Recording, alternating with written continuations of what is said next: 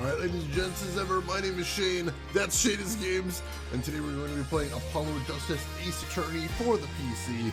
This won't be our first time playing it, so if you want to see how we got to where we're at tonight, or check out some of the games we played in the past, be them obscure, unusual, or nostalgic, feel free to check out my YouTube channel.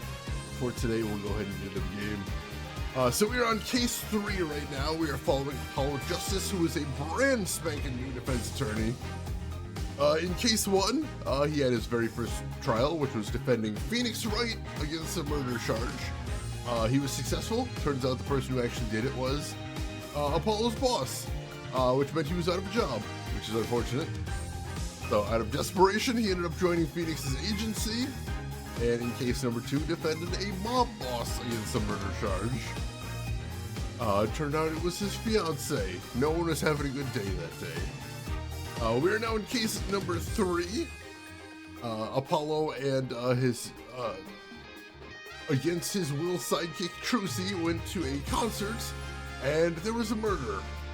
And oh my god, there's so many twists and turns, I don't even know where to start with this one, so I won't. Basically, where we're at right now is it appears that the one who did it was the second guitarist for the band that was playing. We have no idea why, and I'm not sure we're going to learn immediately. But we need to prove that he's the one who done it, so he don't get away. So, let's go and get started. Now, Shane, you know they got rid of the save load feature to give us luxurious hair. They got priorities, I suppose. They got priorities there. All right.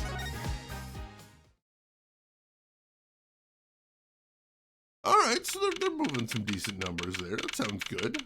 Good for them. July 10th, 1:40 p.m., District Court Defendant Lobby number 2. Apollo, I can't believe it. It really happened during the second act? And right in the middle of Lamoire's performance? The reason why she was in that air vent, and that switch and the flaming guitar. When you link it all together, that's what you end up with. I knew you had what it took. Oh, hey! Ah, Daddy! Mr. Wright! You believed in me? Not really. Huh? I just thought that'd make a cooler entrance and say, hiya. Why do I even bother hoping? Where have you been lately, Daddy? You haven't been coming to the office at all. Ah, sorry about that, Trucy. I'm on a secret mission. Secret? You mean like you're undercover? Like Mr. Latouche, only shorter and not as well dressed. Oh no! What if you're shot too, Daddy? Would I do a thing like that to you? Anyway, I'm off for a while again. Huh? You're leaving? Oh, one thing before I go. What? Good luck. Right.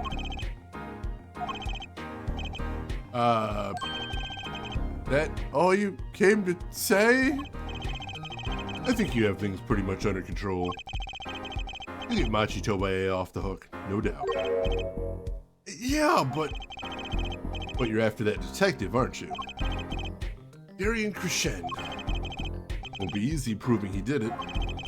Especially not under the current court system. Current court system? What did Prosecutor Gavin say during the trial? Your case is based on one fragile assumption. Namely, that our Diva Divine is telling the truth. But what about all the proof? The brooch and the switch?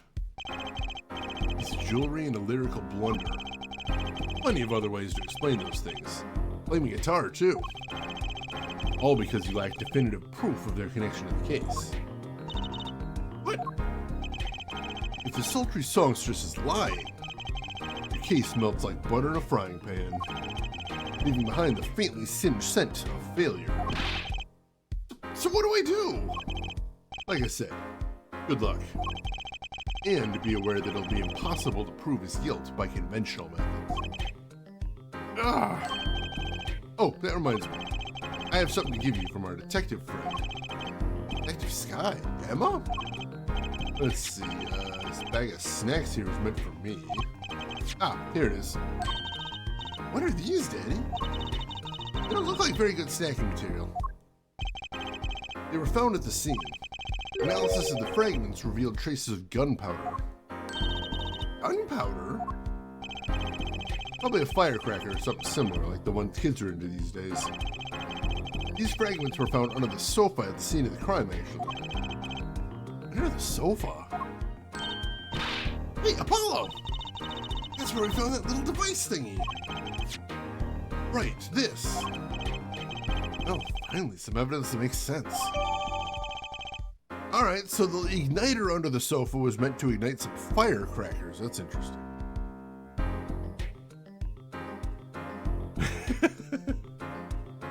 See you more, James. Thanks for stopping by.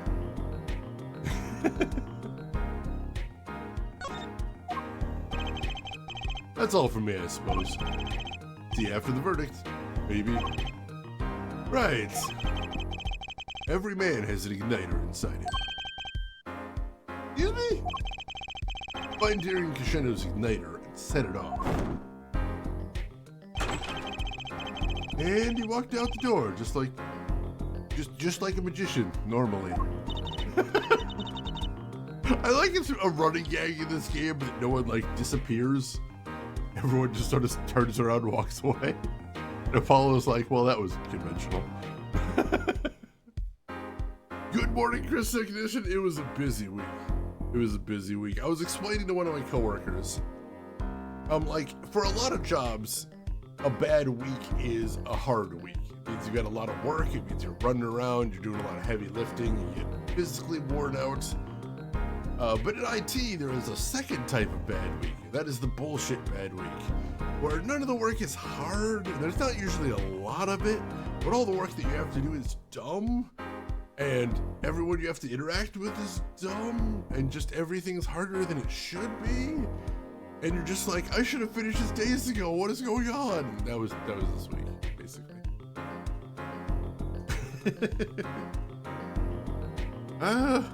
What does he want us to do? No conventional methods. What does that mean? Guess we just have to take his advice and hope it makes sense when the time comes. I guess. Almost at the finish line. Hang in there, Trucy. So hey, we got a new piece of evidence. That's nice. I like that. Probably gonna need it. It's gonna be tough. July 10th, 1:55 p.m. District Court, courtroom number 3. Court is now back in session. Prosecutor Gavin, where is Detective Crescendo? In the witness lounge, ready to be called at any time. Very well.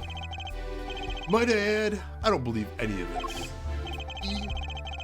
Darien was the first detective I ever worked with. We stopped working together when he moved to Criminal Affairs Division 3. But his guitar playing fires my imagination. It's nice, but it has nothing to do with the matter at hand. Correct? Oh, I know. Hair forehead. Very well. Call the final witness to the stand. Detective Darien Crescendo. Hey, Doc Melvin. Welcome in. How are you doing today? Name and occupation, please. Darien Crescendo, Detective, Criminal Affairs, Division 3. That's the International Affairs Division, for those of you who didn't know. I didn't. That's actually the first time I've heard that, I believe. And I'm a guitarist for the Gaviners. Maybe you've heard of us? Do you fully understand the circumstances under which you stand before us today? Yeah, I understand, Your Honor. What I don't understand is how you let this happen, partner. You gave me your word I wouldn't be standing here. Situations change, Darien. Don't call me partner. So much for old friends. What you doing, Darien? You're pressing the prosecution. Your Honor, if we could begin the trial. Yes, it's high time we did. Hear your testimony. You may begin with your response to Lamoire's testimony. If, in fact, you have anything to say about it. Well, I got plenty to say. Lying must be a national pastime in Bourginia. And wherever you're from, Mr. Justice. Ha! Conventional methods are out the window, huh? There's nothing. Alright. Diva's lying, plain and simple. She's got nothing to back up her story. In the first place, she never heard my voice. She forgot the words because she heard gunshots? As if. Did Detective Emma Sky hear those gunshots during the third set anyway? The shooting took place when I was on stage, man. Alright, so going right to the biggest problem we got first off, of course. Makes sense. Hey, Roxana, welcome in. How are you doing today? How's everything going with you? So you claim Lamarar's testimony was a lie. Hey, don't get me wrong. I dig what she's doing, trying to protect that kid. And she's got the court eating vague statements out of her hand just because she's blind. Go too far, Darian. Look, all I'm saying is, you got a reliable witness. Why not listen to the detective? Detective Sky. I see. Mr. Justice, you may begin the cross-examination. Can't waste any time finding our weak spot. Can't do this with Lamora's testimony alone. I'll have to find some other way to prove when the shooting took place. Alright, so I think I see what we need to do here, but I'm going to go through and press on everything because there is some vagueness here, and I kind of want to feel out his lines of attack. Because this guy's the guy we're going up against today. So basically, for anybody that wasn't here last week, murder took place at a concert that he was playing at. We initially believed that the murder took place during Act 3, where he was on stage and everybody saw him. We now believe that was a ruse, and it actually happened during Act 2, which he wasn't on the stage for. But we need to prove it now, because the only witness is a blind woman who is crawling through an air vent. It's been a weird one. Let's press him! Press him like a pair of expensive pants. The diva's lying plain and simple. She's got nothing to back up her story. Hold it! You don't have any proof she was lying. Oh yeah, kid? You saying I lied? No, I'm just saying, hello, clear back at him. Couldn't help it. I flinched my reflex. Detective Crochet. Yeah? What do you want? Nothing. Hello, chin up, back straight. You're wilting. You're as hard as nails. Makes Walkie look downright cooperative. Look, there's no way the diva remembers my voice. Yeah, oh god, the people on the stand lie constantly, and the judge is like, oh, that was probably just a little legal oopsie whoopsie. Why don't you just give us the testimony over again? That's fine, don't worry about it. So in the first place, she never heard his voice. Hold it! You never talked to her, even though you were playing in the same concert? Not a word, as far as I can recall. But weren't there planning sessions or something? Evan took care of all that himself. Darian wasn't involved in any of the meetings with her. As if you could just go around remembering everybody's voice like that anyway. Only an idiot would believe that. Laura's hearing is very sensitive. She could remember it if she heard it. I'm sure of it. I just can't prove it. I need proof.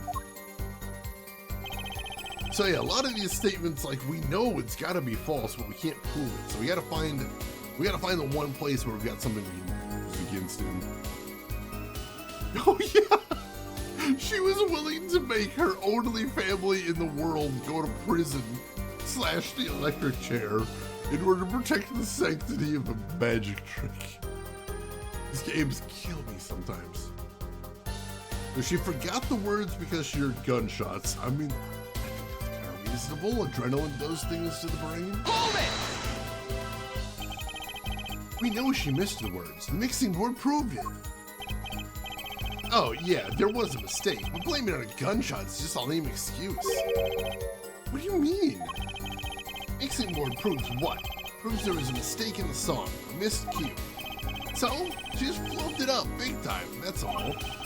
She spins this story about a gunshot to protect the kid and cover for her own good. Man, I'd have to hand it to her if she wasn't staying it to me at the same time. Darian, watch what you say. Lamora is an artist. He just flubbed it up? That's no small accusation for a performer of her caliber. You got it to you, all right. I can see it in your eyes.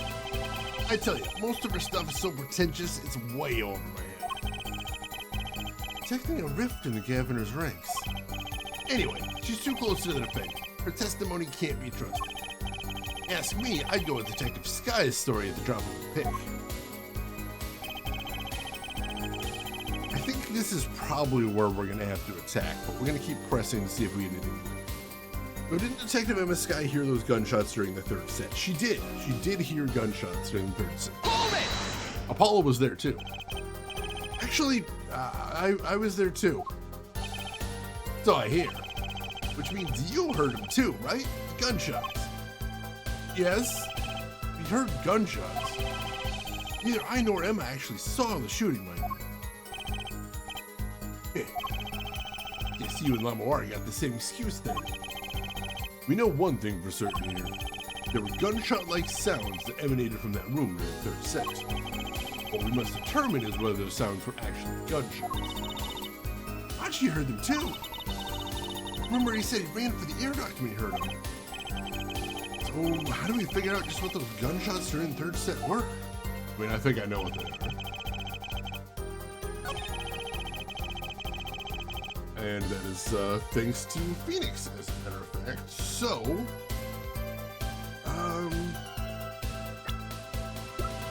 we haven't looked at our new piece of evidence yet, which is these firecrackers. So, you think this was some kind of firecracker?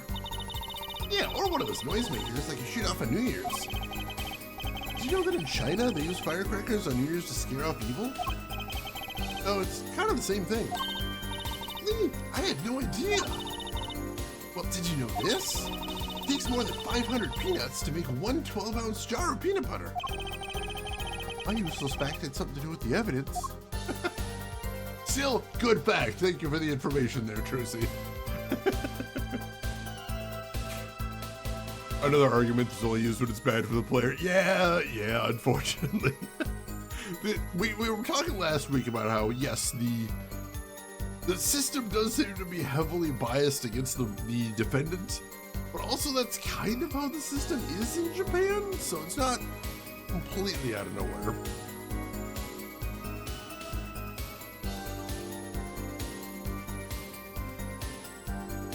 Like in the US, there's more of an assumption that like the defense attorney is there because every defendant deserves a fair defense. Whereas in Japan, at least under the system that we're talking about for this game, it's more that the defense attorneys are there in case, in the unusual case that the wrong person was picked up. Guilt before proven is a wild way to put it. All right, so. Objection! Some things were found at the crime scene after yesterday's trial. What things? The first was this small device. It's the remote-triggered igniter. Correct. And one more thing. What are those? The remains of something burnt? Not another guitar, I hope. Pieces of gunpowder were found on those fragments. We have a report that it was something like a firecracker. Huh? How did Gavin know about this? What, you think Detective Sky works for you? I received the report this morning before coming here. That's when I made my decision, actually. What decision is this, Prosecutor Gavin? I registered Darian as a witness in today's trial. Just in case. This raises another possibility. Those gunshot-like sounds during the third set could have been two firecrackers rigged off to go by remote control. Ah! You got an active imagination, don't you? But you shouldn't say every little thing you think. Your explanation there seems a bit too convenient for me. How so? So, you're saying these firecrackers just happened to go off right when two witnesses came walking by? Ha! That's right. Darian was out on stage when it happened, Apollo. How would he know someone was backstage right then? If a firecracker goes off in the forest and there's no one there to hear, get my drift? I go through all the trouble, man. I'm mad, but he's got a point. Like, that's a bit of a problem. How do I explain this? He may not look it, but Darian's a gifted detective. Show any weakness, and he's sure to find it. He may not look it, partner? Gee, thanks, man. That reminds me. I happened to pass through that very hallway several times that day myself. And I saw something odd there just before the third set. Something odd? A headset. Kind all the band and staff members were wearing. That's right. We picked this up in front of the door to that dressing room. What if that headset wasn't dropped, but placed? And what if it was turned on? You could hear what was going on in that hallway, even if you were out on stage. Hey, whose side are you on, Gavin? Listen to me, Darian. There are no sides in a court of law. Which is why I now turn to you, Hair Forehead. I have a question for you. Huh? Me? The igniter and the burnt fragments were found at the scene of the crime. It's certainly a possibility that they were part of a ruse to fake the sound of gunshots. Throw the headset from the hallway into the mix, and you could fabricate an alibi. But we're still no closer to proving anything.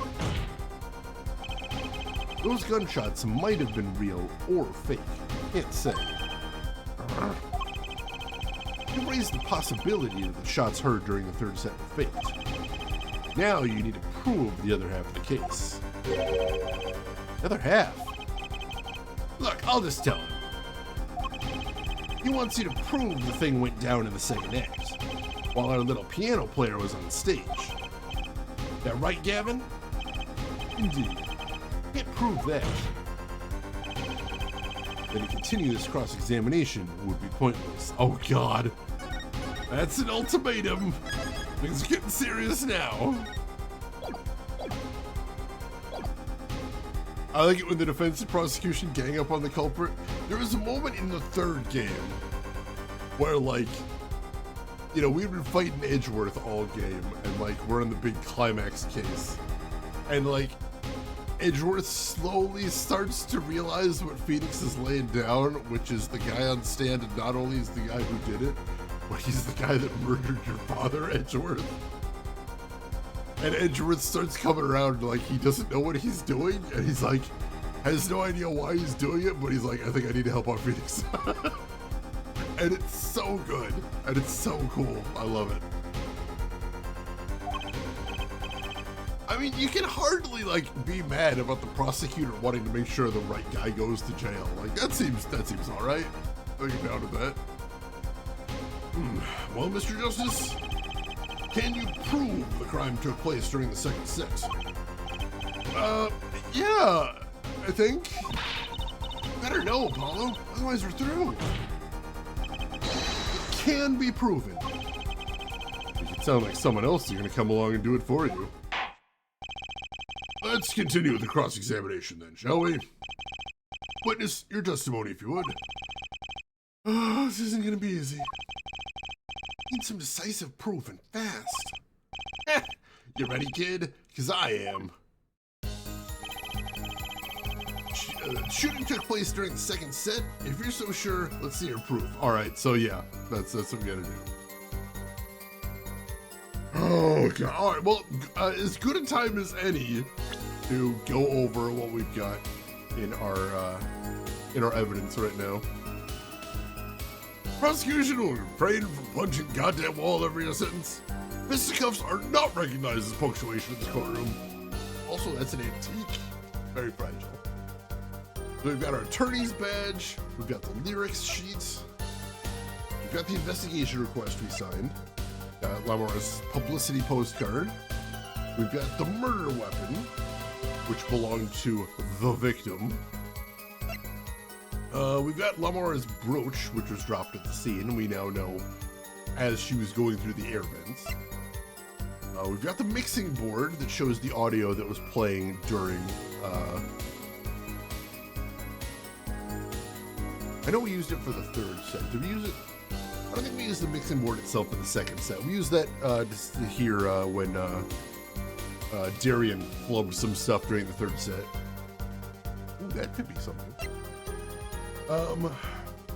We've got the prosecutor's key ring, which was found in the victim's hand.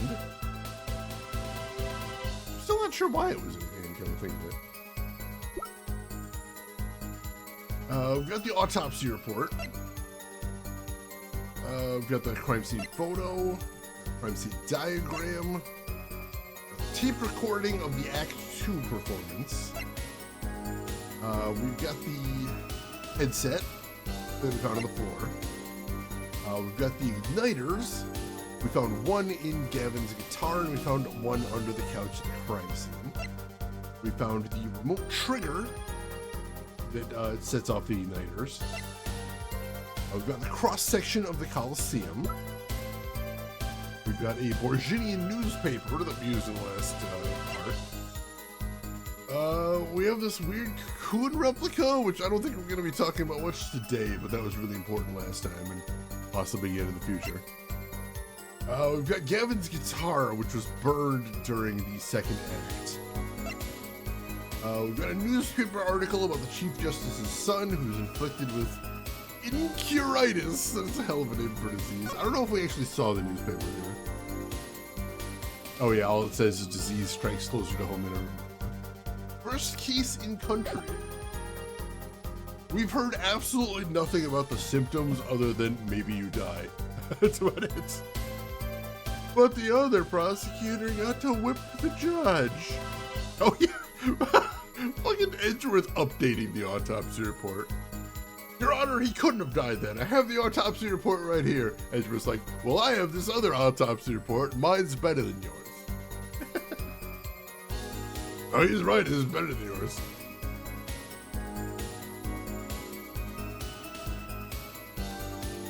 All right. How do we prove the shooting took place during the second set? How could we possibly prove it? This is the question. Oh, yeah, whoa, Jesus. All right,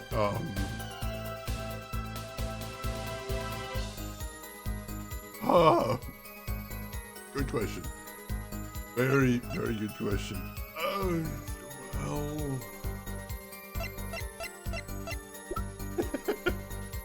We've got a lot of evidence. Got a lot of evidence. We just need to figure out what we actually do here is the thing. Oh, jeez.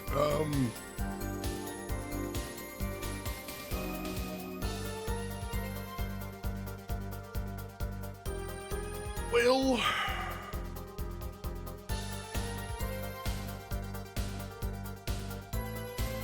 I mean, I guess if we're to go back here, like... One more time. I mean, if we've got the mixing board, we've got audio from the second set.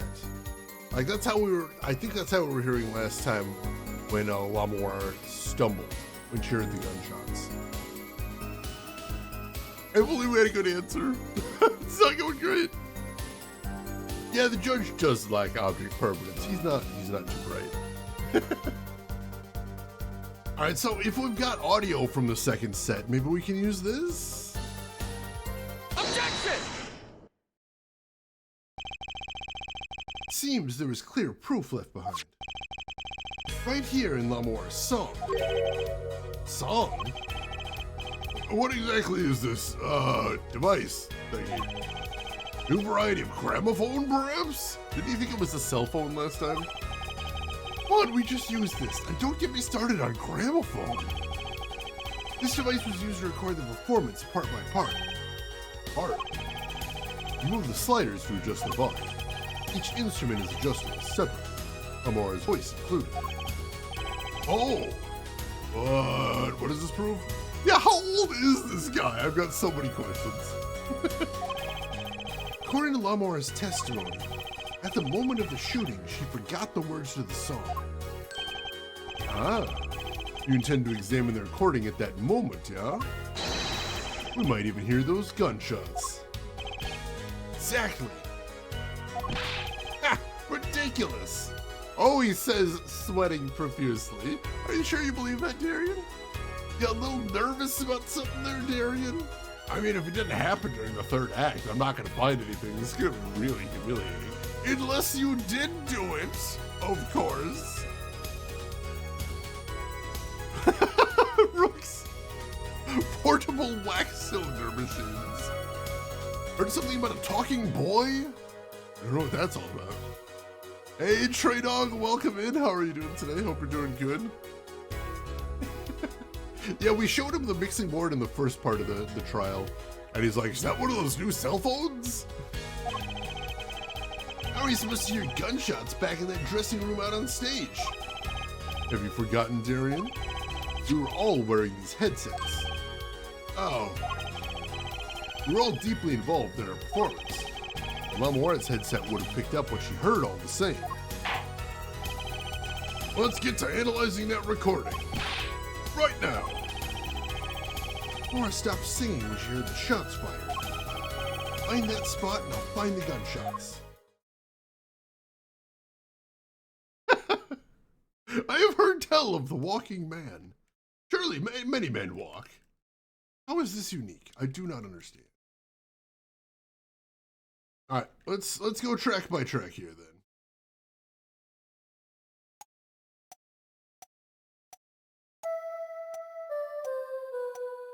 That's her singing track right here.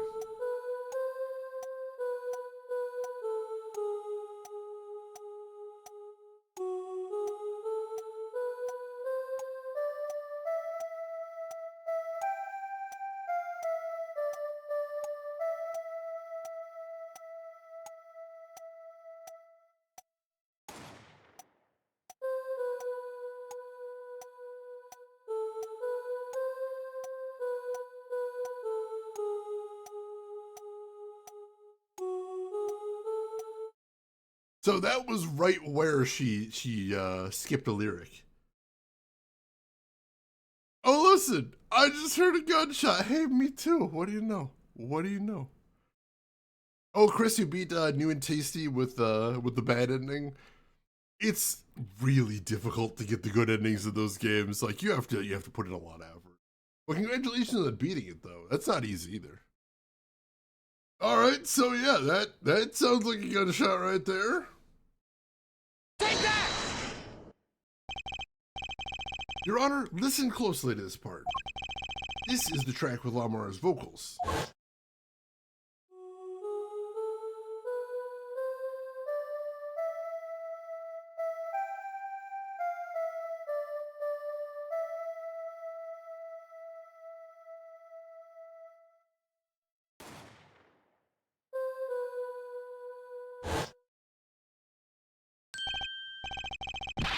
Did hear something faintly there, yes. Like, sounded like a gunshot. What? This has to be some kind of mistake. Is he gonna do that again? It was a really goofy animation. That hair seems really inconvenient. I've already said it looks goofy, but looks pretty inconvenient to have too. We have recording of the actual gunshot. That's evidence right there. Air trouble, oh god. I believe a case has been made. Gunshots were heard during the second set, which means Lamora's testimony was true. Hey, Celestial Knight, welcome in. How are you doing today? Placid. I mean, you're not wrong, Rooks, but that is a hell of a word to use there. Order! No, it's telling the truth about what she heard? It is the other man speaking, not Miss Juliet. Well, what did he say? Over.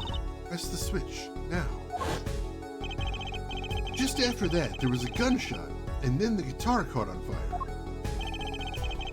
Detective Crescent, you weren't on stage during the second set. You could have done it. But I didn't really hear one gunshot. Weren't 2 bullets fired from this weapon?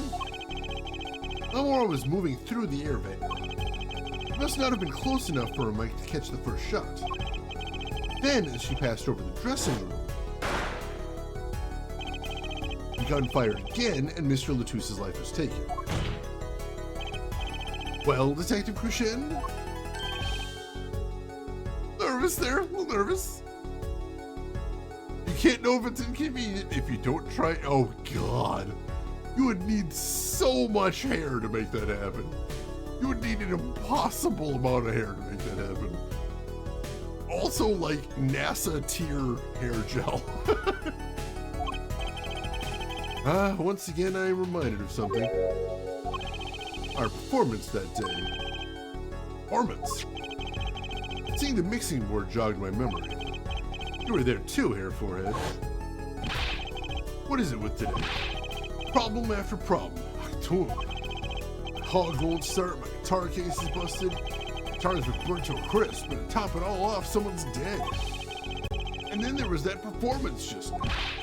What was that all about? This part is off. Which is that? Second guitar. It was you, Darian. I thought it strange at the time. How could you miss such a simple cue? I know you. I know how you play. You're better than that. Yeah, well, What? Prosecutor Kevin, what are you getting at? I'm talking about the murder weapon, Mr. Latouse's .45 caliber hand cannon. As we've learned, even the shooter doesn't go unscarred with a revolver that size. Kickback is enough to dislocate your shoulder if you're an amateur. Wait! You mean his playing was affected because he hurt himself shooting that revolver? Ah! You're forgetting something. Yes, Detective Cruchend? I'm a trained police officer, you know. I've had firearms training, plenty of it. I'm no amateur. Standard sidearm issued to police officers is a .38 caliber weapon, a much tamer beast. Also, the murder weapon belonged to the victim, Mr. Latouse, which suggests there was a struggle between killer and victim. Though the killer might not have been holding the revolver correctly when he fired. That what you mean? The thought had occurred to me, yes.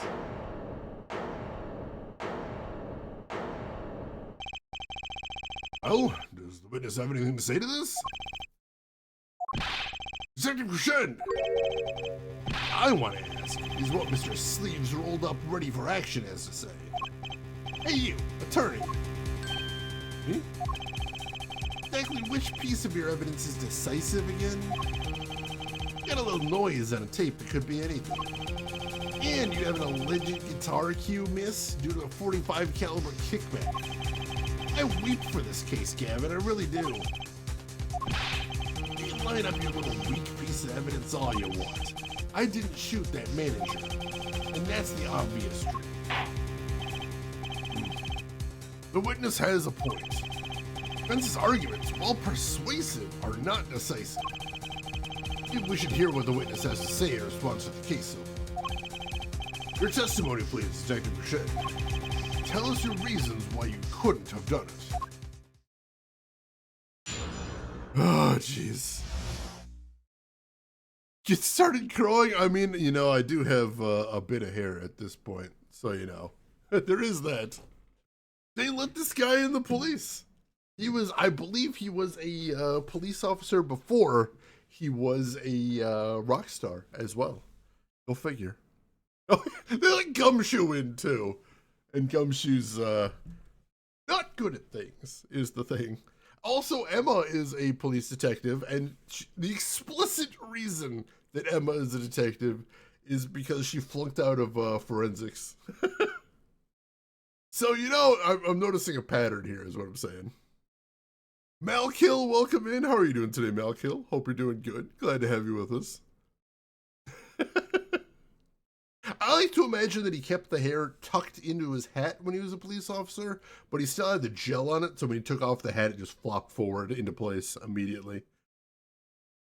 And I also believe that he referred to that as deploying the hair, possibly yelled it very loudly whenever he did it. Right, the Gaviners are both rock stars and in law enforcement, so he's both at the same time, but I think he was already in the police before he joined the band. I don't think it was the other way around. I'm not 100% sure on that, though. It would seem to be so, Trey Dog. It would seem to be. Well, Judge, my proof that I didn't do it is that I say I definitively didn't do it. Oh, I can't fight you on that one. He's got you there. Basically how every case in these games.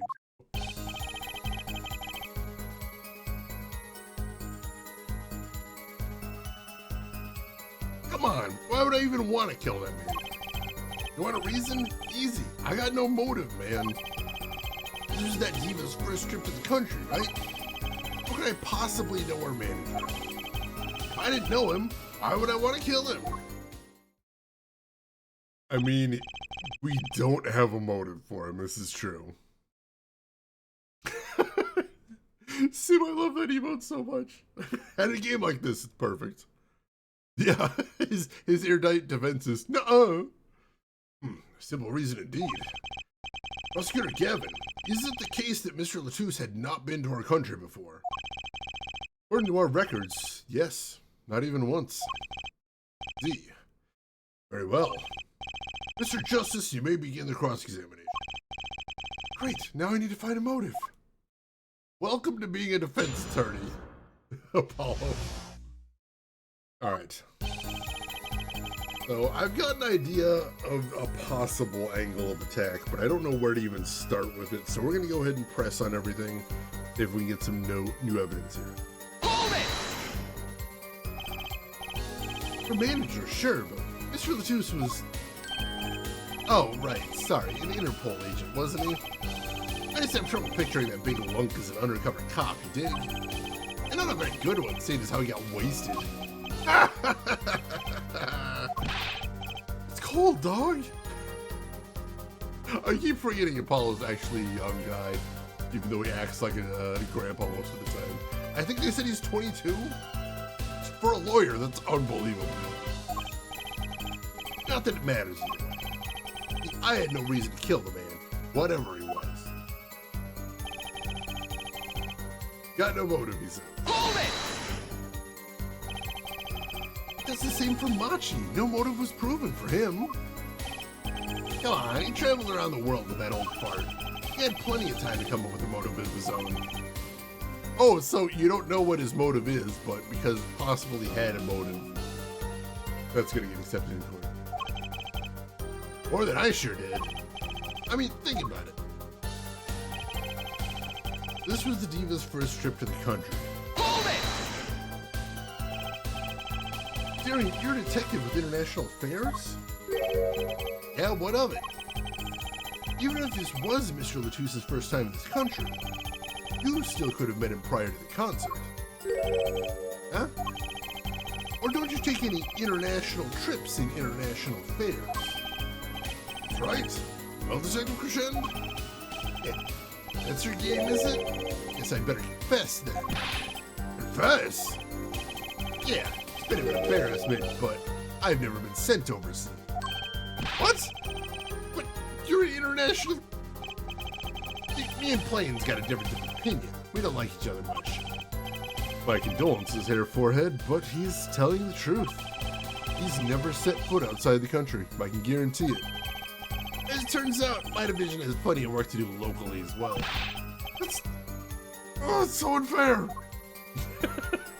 That is frustrating. That's what I was thinking. That's what I was thinking we were going to go with this. We're like, well, you're in international affairs. Surely you've traveled for it. Nope. Nope.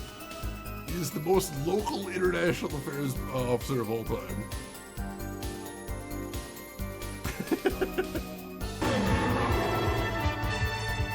Shenanigans, thank you so much for a 74-month resub right there. I mean, take that. I mean, hi. Welcome in. Thank you so much for the resub. I appreciate it. How are you doing today? How's your week going so far? This is a Capcom game. The same people who give us a 25-year-old Delta Force veteran Jill Valentine. It's true. It's true. Wasn't she like retired from Delta Force or something like that? That is pretty ridiculous. All right, so how could he possibly know her manager? Hold it! So you didn't fraternize with him at all during the concert. Fraternize? I don't think we exchanged a single word. As if anyone would want to talk to that old Eastern blockhead. Wow. Wow. That is a deep cut there, my dude. Jesus.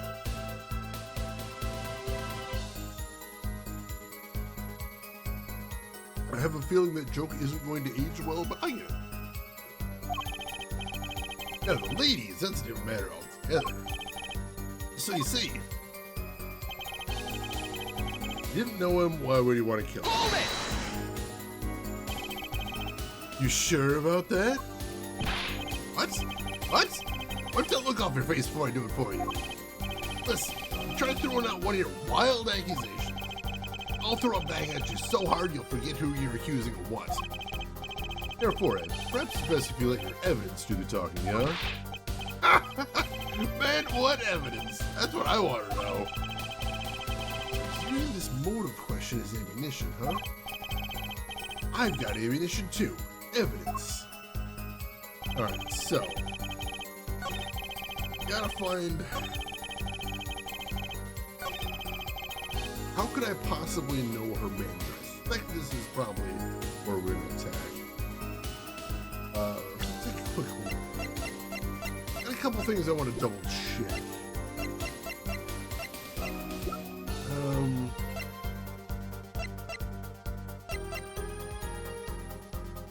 I mean, we got the cocoon. That could be a thing. Got the article about the Chief Justice's son. Virginia newspaper. I don't think there's anything that would be relevant right here. Especially because we don't know if he speaks Virginian, as far as I know.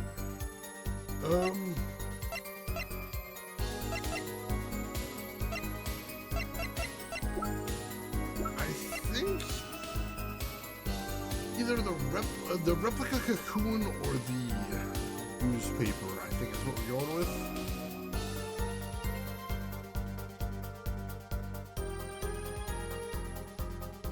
That's what I'm leaning towards. Because, like, the replica cocoon was some sort of, like, international investigation? And if that was going on, it's possible there was some communication with the locals about that. That's the only thing I can think of right now. Have we established the stepladder's alibi? Wasn't even there at the time. Didn't see nothing, didn't hear nothing, doesn't know nothing from what I hear. Oh, now you got the weekend coming up, Shannon. Excellent, excellent. And deli counter dinner. That's a nice way to end a hard day. Hopefully you got a great weekend coming up for you. Objection! Your Honor, take a look at this. What's that? Candy. It's not. Don't lick it, please. Detective Crescent, ever seen this? Looks like a piece of candy. What it is evidence. Don't lick it before you try it. Specifically, this is a replica of a cocoon found among the victim's belongings. Cocoon? Seen one of that color. Variety only found in the Republic of Virginia. Nowhere else. Alright, what is this cocoon replica doing in my courtroom? Really, this has nothing to do with a motive for killing Mr. O'Tooze. It does. Wait, I mean, I think it does. You don't sound so confident, man. Cool. Is it one of those silky cocoons? And you can make, well, silk out of? Not this one. This cocoon makes a powerful curative. Curative? For what? Apparently, it is most efficacious at treating a disease thought incurable. It is the only medicine of its kind. However, it is illegal to take one of these healing cocoons out of Virginia. For some reason, we're not mentioning the name of the disease that it cures, which is significant because the judge here has been spending all week visiting the head justice's son, who is currently in a hospital dying of that disease.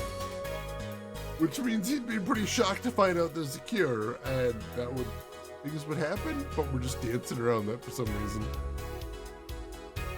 However, it is illegal to take one of the healing cocoons out of Virginia. Whatever for? If it's such a miracle cure, why not share it with the world? Yeah, that's what I've been wondering. We looked into the matter at some length. Apparently, it isn't difficult at all to manufacture the remedy from the cocoon. Yet, if you change the process only slightly, you might easily make a large quantity of something else entirely. A deadly poison, in fact. What? There was an incident several years ago where some of these got out into the black market. It caused quite the commotion in the global community, though the media was kept largely unaware. Intriguing. All this has led to a strict ban on the cocoon's export, one rigidly enforced by Interpol, among others. Interpol? Right. The victim, Romain Latouche, was an Interpol agent. Detective Crescent, you insist on referring to him as a manager. That is misleading. Romain Latouche wasn't killed as a manager. He was killed as an undercover agent. So I was trying to smuggle this gumball into the country? Is that what you're trying to say? I'm saying that could well be a motive for murder. Oh, so I was gonna sell it on the black market, make myself a pretty penny? Ridiculous. I mean, totally unthinkable. Unthinkable, you say? Why? It's time for another testimony about this smuggling of cocoons business. Alright, interesting to hear what he's gonna say, though I have a guess.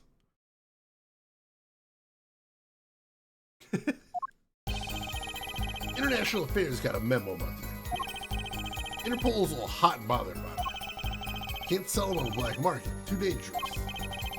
Yeah, cocoon smuggling ain't exactly lucrative anymore. Man, I'm in international affairs. I know the deal. Indeed. Interpol wanted these cocoons bad enough to send Mr. Latouche undercover. Kids think I'm the craziest things. But no way am I gonna risk life and limb just to get my hands on some dirty cocoon money.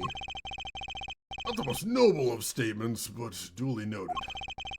According to reports, these cocoons top Interpol's list. Selling them to an underground organization would be risky. Well, you may begin the cross-examination. It's the only motive I've got. He's up to something, and I'm gonna find out what. Suspect I know where this is going, but we gotta figure out where to attack first.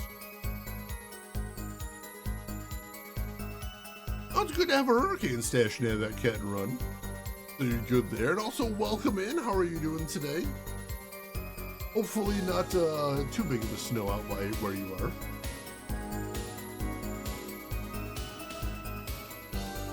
Alright, so International Affairs got a memo about the cocoon. Hold it!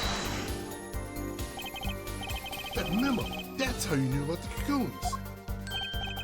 Oh, nice one, nice one. I'm running scared now.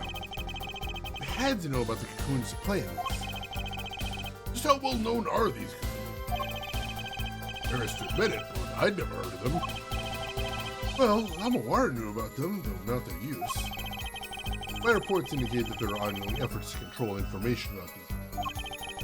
Most people only know they're illegal to export, that's all. And I have nothing to be embarrassed at after all. You'd say people like me who know about them are in the minority, yeah. That includes everyone in international affairs, man. And everyone in Interpol, too, for that matter. Yeah. Interpol's all hot and bothered about them. Hold it! So, there are other Interpol agents like Mr. Latouche. All over the world, likely. Deep undercover, most of them. That's why these cocoons are too hot for the black market. You don't want Interpol sniffing through their wares. Most came to the conclusion that can't sell them on the black market, too dangerous. Hold it! Dangerous? Yeah, Interpol finds you, they arrest you on the spot. Or another marketeer might think you're part of a sting and take you out himself. Times changed. Coon smuggling ain't exactly lucrative. Hold it! But wouldn't scarcity drive up prices? Yeah, and attention. Every gangster and his brother would want a piece of that action. They'd turn your forehead into Swiss cheese before you could say objection. Maybe we could get them to curl his hair, too. Who's on trial here again? Man, you so obviously know nothing about the market. That's a bad thing? Don't even try to mess with me about this stuff. He's in international affairs, he knows the deal. Hold it! Which is why you'd know how to find a loophole in the system. Hey, you can say what you want about me, but back off international affairs. There ain't no loopholes, okay? What do you think we are, Boy Scouts? That wasn't what I was trying to... Down, Darian. It's as you say, there are no loopholes, at least in the case of these cocoons. International Affairs, Interpol, and Borginian Customs are all watching. See, we know what we're doing. Not like some yipping little doggies that lap up every word that Diva says. I oughta... Oughta what? You want some of this? Chill, both of you. Let's do this cool, yeah? So cool. I want this guy's head on a stick. Replica has to be the key to his motive. Got to be a way to find out what he was up to. Alright, so I'm pretty sure I know what we need to do. I just need to figure out where. Get some on the black market.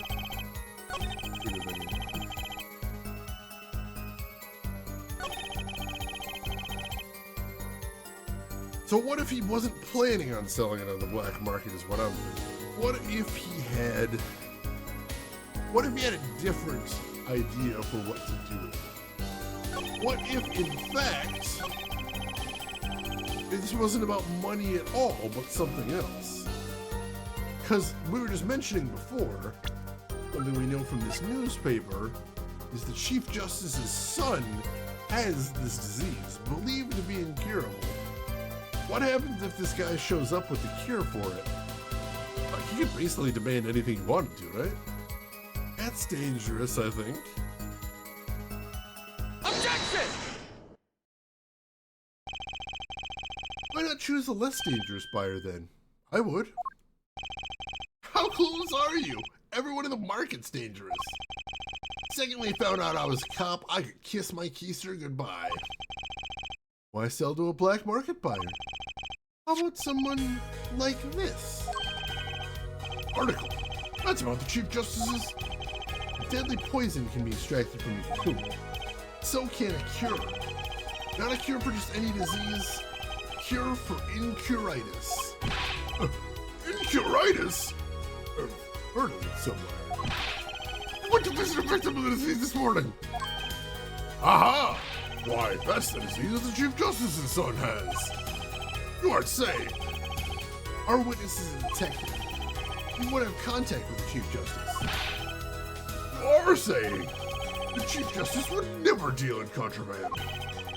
Not even to save his own son's life? But even if the deal went through, it'd be an international scandal. That's Detective Crescen's insurance. If word ever got out, the one with his neck on the line would be the Chief Justice. Detective Crescen, is this true? First of a murderer, now a smuggler? How many crimes are you trying to pin on me anyway? As tasteful as it is to think about it, the Chief Justice were the buyer. Seller couldn't hope for a better deal. A very cowardly seller. Well, his sleeves over there tricked me. If I made a deal with the Chief Justice, where's your proof? Well, oh, yeah, and you're forgetting one other important thing. Do tell. Interpol isn't the only ones out there watching this. Borginian Customs barely sleeps, they're so worried about coons getting out. So we were informed. Let's continue with the cross-examination. Hey, Deathblow, welcome in and thank you for the raid. How are you doing today, Deathblow? How was your stream? What were you playing? Tell me everything. Incuritis, closely related to bonitis. Every time I see it, I'm thinking of bonitis. My only regret is that I had bonitis. Yeah, basically it's only when like we back somebody into a corner. They're like, where's your proof? They're just like, oh right, yeah, we're supposed to have that.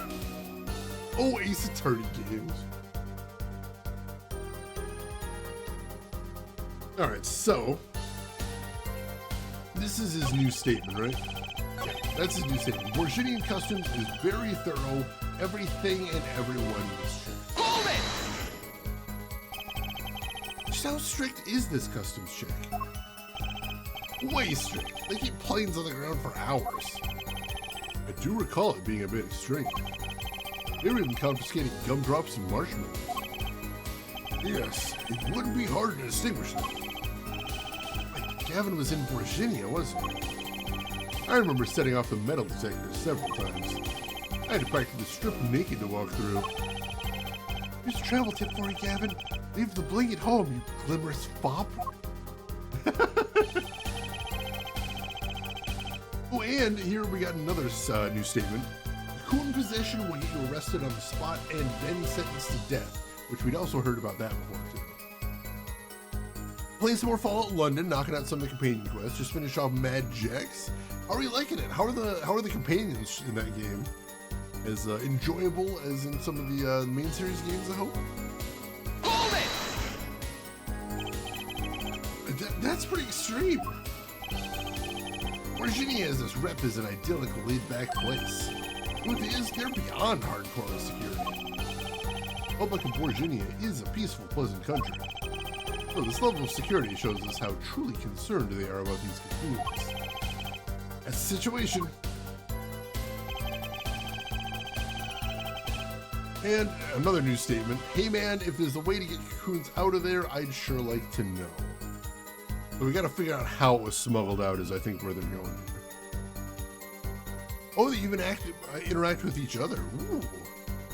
I love that. I love that. It's so fantastic. Like having NPCs, especially NPCs that hang around with you, interact with each other is one of my favorite parts of games like that. I mentioned Dragon Age earlier in the stream, and some of the interactions between the companions of Dragon Age are some of my favorite parts of the game. So charming, so well written.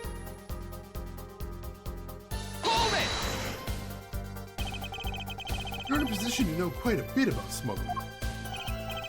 Yeah, I need to know a bit for work, sure. All we get are reports on a failed smuggler. Not exactly something you want to go copy. But if you want, I can tell you a few of them. Maybe I'll succeed and get rich. I would be interested in hearing. Purely from a legal perspective, of course. We prefer a judicial system. Replica has to be the key. Gotta be a way to find out what he's up to. Alright, so was there any other new statements there? No. Everything and everyone gets checked. Good position will be arrested on the spot and then sentenced to death. There's a way to get cocoons out of there, I'd sure like to know. Unless we can prove that not only is there a way to smuggle them, but he'd know about it. And oh god, I don't know about that.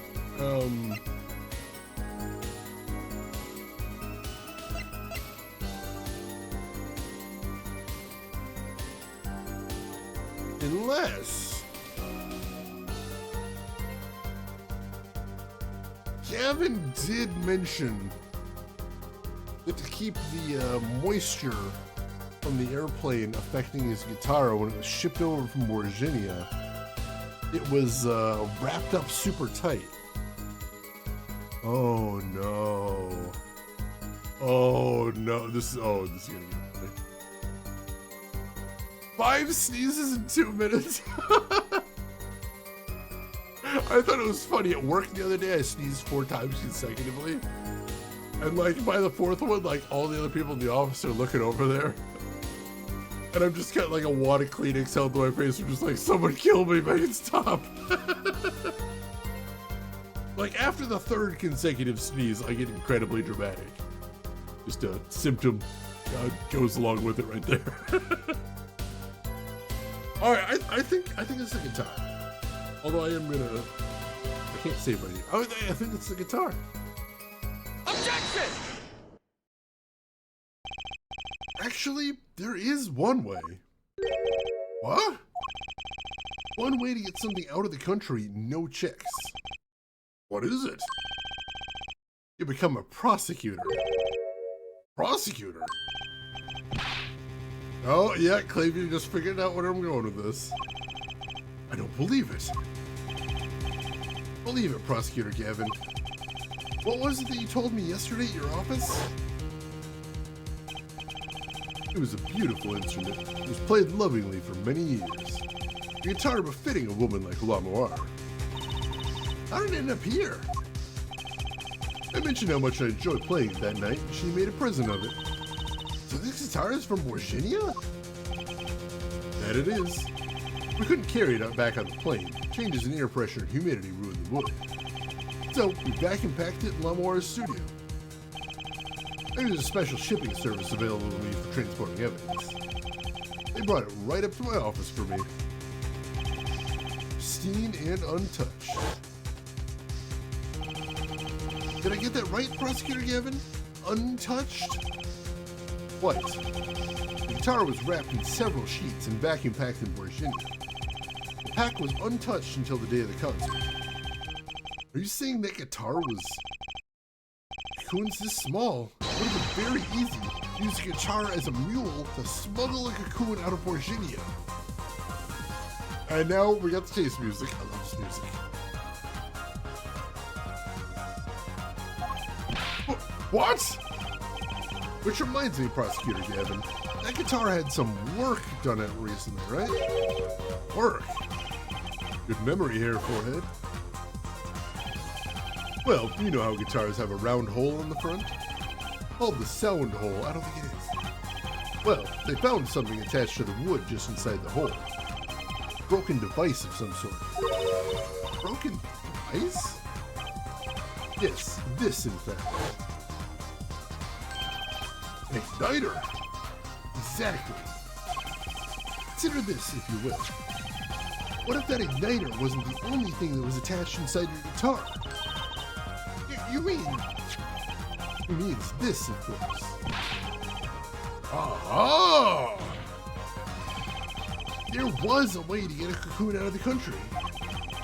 You could use picky Prosecutor Gavin's privileged guitar as a mule. And who better to do that than someone with access, like a member of the band. Oh God! It dipped below chin level. We almost got him.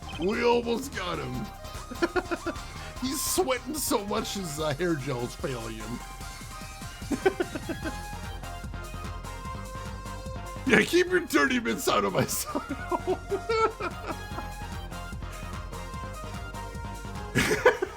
If anybody in here actually plays guitar, like, surely there's a better name for it than sound hole. Tell me, please. Someone has got to know.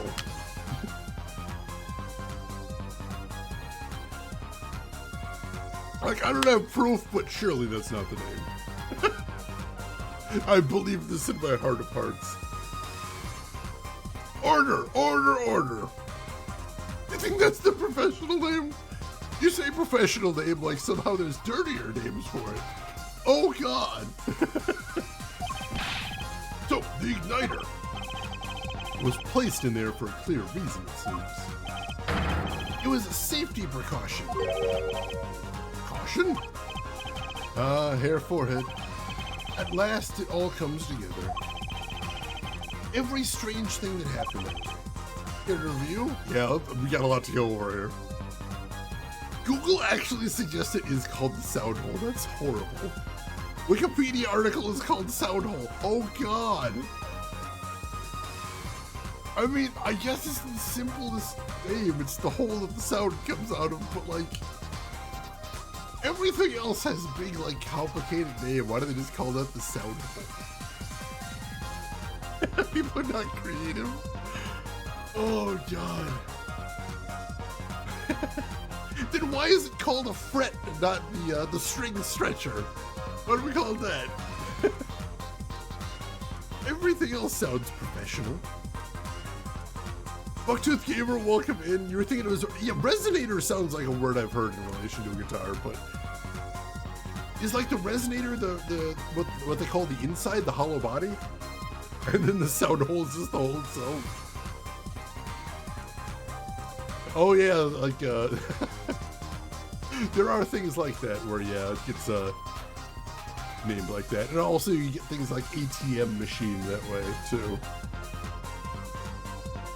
You got a friend that's gonna snap and hit you, it does sting a whole bunch if one of those things snaps on you. This is true. The fire pit, now that I've never heard before, that's new. Alright, let's go over this thing. Maestro, the gentle sounds of Lamoire's ballad, if you please. First, my keys were stolen, a harmless misdemeanor, which forced me to break the lock on my guitar case. The key was stolen to retrieve the cocoon from the guitar. I see. But things didn't go so well. The smuggler wasn't counting on the guitar being wrapped. Only a member of the band could get near that case. Unwrapping the guitar would raise too many suspicions.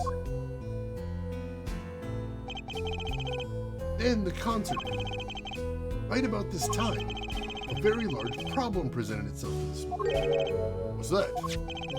Mr. Latouche. Ah. Mr. Latouche, an undercover agent, was onto something. He would have known about the guitar. He'd only have to check the shipping records. So, Mr. Latouche tried to examine the guitar himself. If the cocoon were confiscated then, the gig would be up. The only thing left for the smuggler to do was get rid of the whole lot. Over, press the switch, now! The guitar burst into flames and the cocoon was lost. And then... Mr. Latouche died of lead poisoning. Sorry, I had to. Follows, welcome in. Just spent 20 minutes troubleshooting why I didn't have sound in the stream was muted. Well, welcome in, Follows. Glad to have you with us.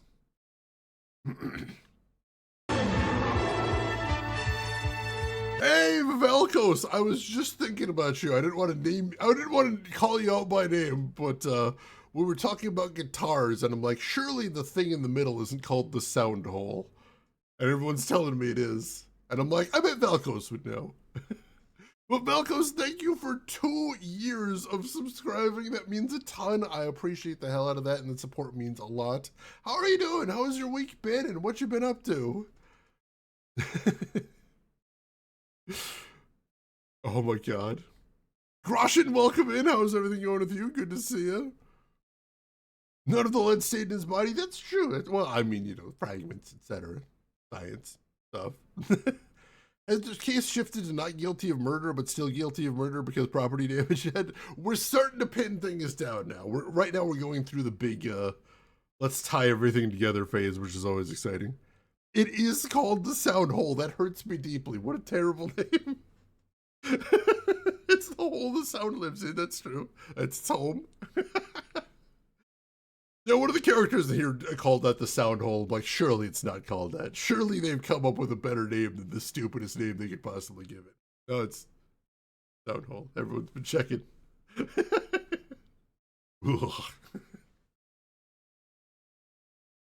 can think of names that are so... I mean, there is some bad names out there. It is, and don't call it Shirley. With Lamoire there to witness it. There's your case.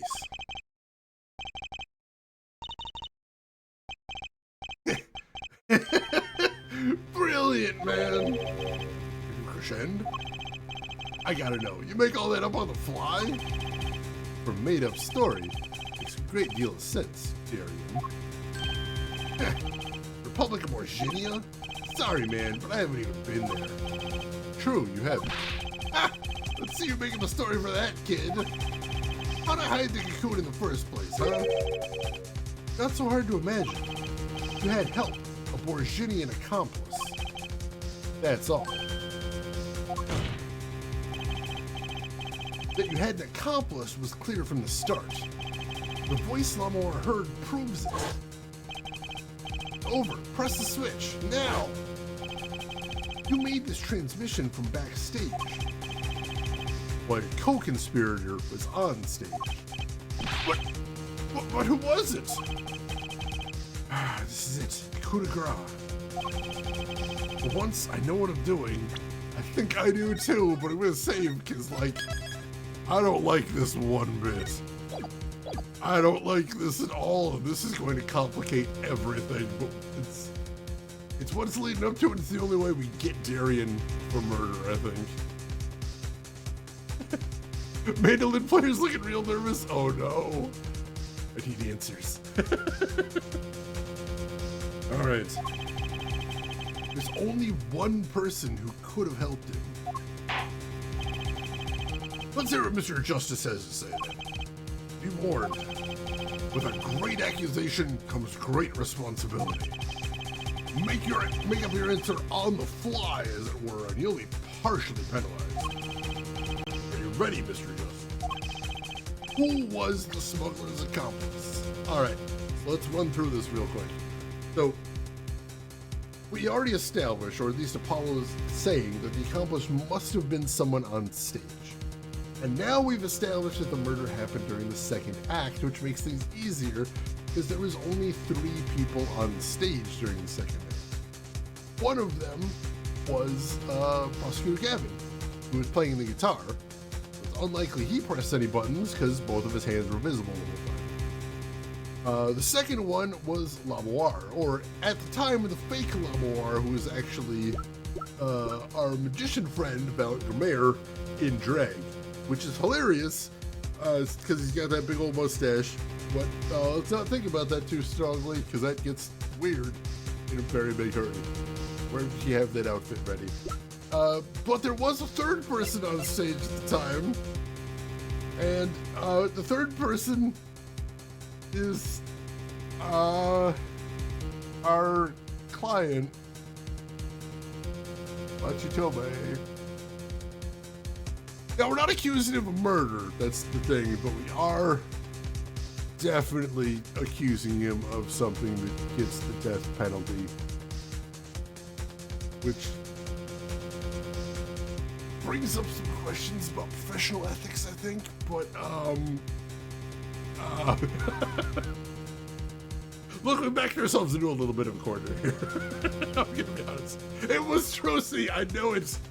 She claimed she was in the crowd the whole time, but did anyone see her? I mean, he already claimed he was blind, and he wasn't blind. And then he claimed he didn't speak English, and he can't speak English. Yeah, at this point, I'm 100% down with him being an international drug smuggling mastermind. I assume he's also like 40 years old, too. Like, this is heap things on here. Does it make you feel any better that the piece holding the string in place near the head of the guitar is called the nut?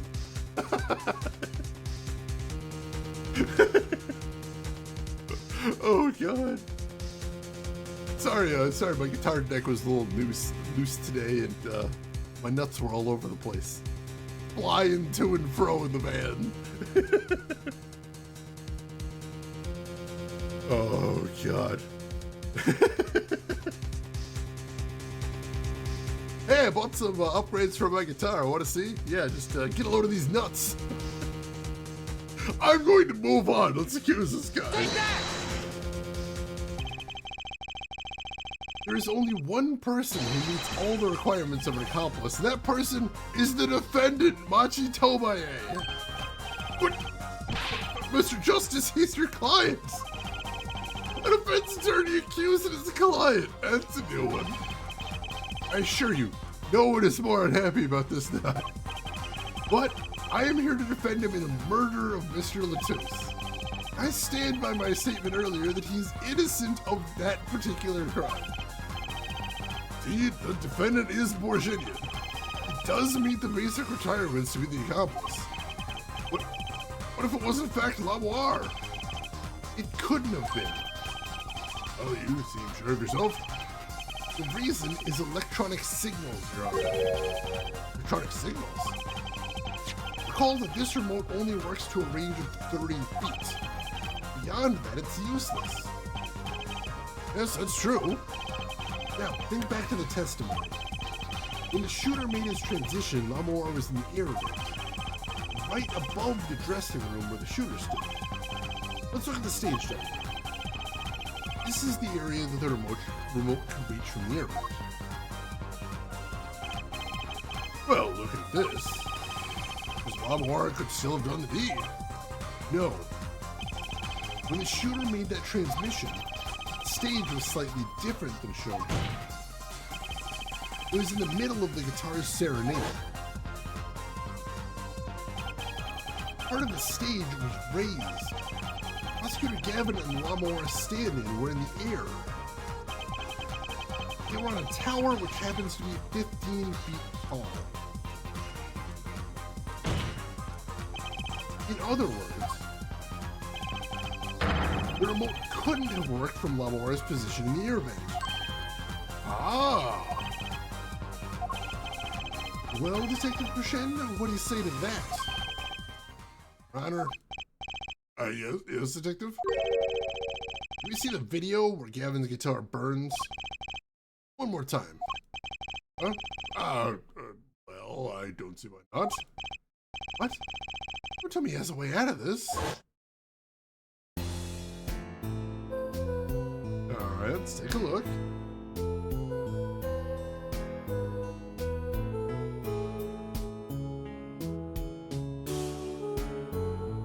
Alright, so that was the igniter going off right there.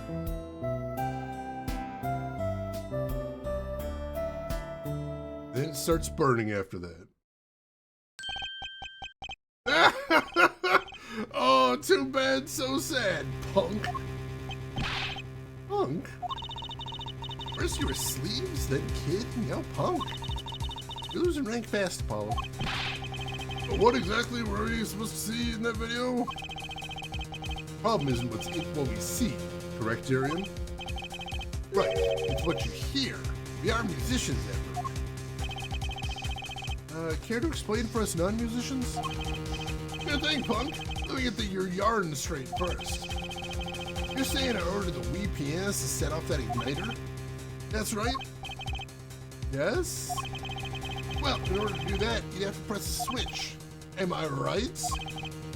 Okay. Well, take another listen. Pay attention to the piano. Piano? Oh no.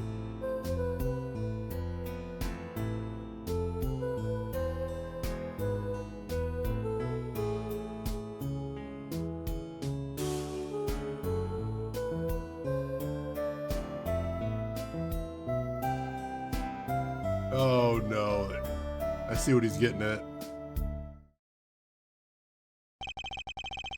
Well, it seems to be the problem there. You know, it sounded just fine. And that's the problem. Man, you still don't get it? Ah. Yeah, how is he supposed to hit that switch if he's playing? You got Ms. Diva, the guitar, the bass, the piano, and the drum. The only one with her hands free was the Diva. Wow. But according to you, couldn't have been the accomplice, could she? Her accomplice would have had a hard time helping out if they couldn't even press a switch. Luckily, if you remember back, there is a good way to get out of this.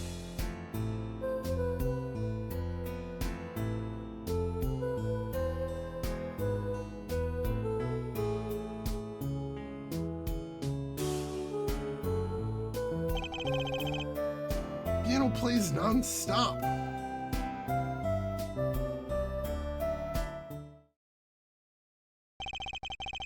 He couldn't have pressed that switch. Well, Mr. Justice, you know, it does seem to be playing when the guitar catches fire. Well... Okay, we all make mistakes sometimes. Hollow? Were you wrong? I can't be wrong. Everything makes perfect sense. They're all just strange. What's strange? No, it's just something's odd about the performance there. Odd? Mr. Justice, if Machi Tobae didn't press that switch, then he could not be the accomplice you claim he is. But everything points to it. Every fact says that he's the accomplice. Got the facts wrong, man. Here's some facts for you. Gavin's guitar is on fire. Pianist didn't press that switch. In other words, your story's full of holes. Your Justice, let's hear your final opinion on the matter now. I think I know what we're doing here. Simdust, there's a lot of children's screaming sounds outside, along with the bangs of what I can only imagine is a trash truck. Oh God. Somebody decided they had too many in cleaning house. Organic waste. Composting. Aggressive composting. Deathblow, thank you so much for bringing your community by. I appreciate it. You have a fantastic rest, and we will see you around.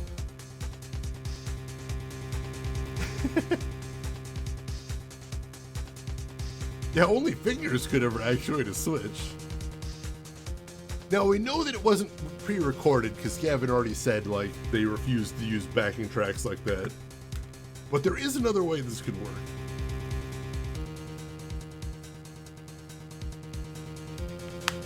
Both sounds have now stopped at the same time. How convenient. Was the defendant, Machi Tobae, the accomplice? Your answer will reflect on everything you say here. Some thoughts. Oh, if Machi's not the accomplice, our whole case is ruined. I know that. It has to be him. He's the only one who could have helped us murder. Had to have pressed that switch. Oh, you better find a way to prove it. What do I do? What do I do? There has to be something that doesn't fit. Something odd. Something odd? Wait a second. What? You thought of something? You haven't seen it just now. Strange. Yeah, no, this just happened like 10 seconds ago. I know. Something odd about the performance there. What should go on, but it's all I've got. What exactly did you hear that was odd? Have you come up with something, Mr. Justice? Mind you that everything rests on this. Can you prove Machi Tobae pressed that switch? Tell your final answer. Can you prove that he pressed the switch? I can prove it. I don't know if you call this proof, per se, but I can prove it was possible. Then, as prosecutor, it falls to me to ask you to show us evidence supporting this. Air forehead, you sure about this? Ha! Accept it. There's no evidence, man. See your evidence, Mr. Justice. On what do you base your claim that the defendant pressed that switch? Alright, so let's see if we can find what Gavin thinks sounds odd. I'm gonna pull up the mixing board. If we can find the piano part in here. And listen to that by itself.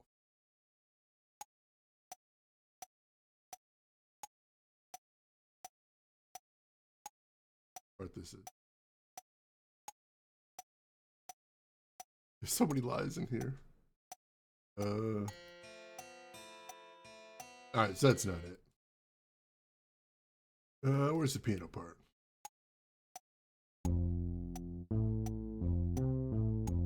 That's not it.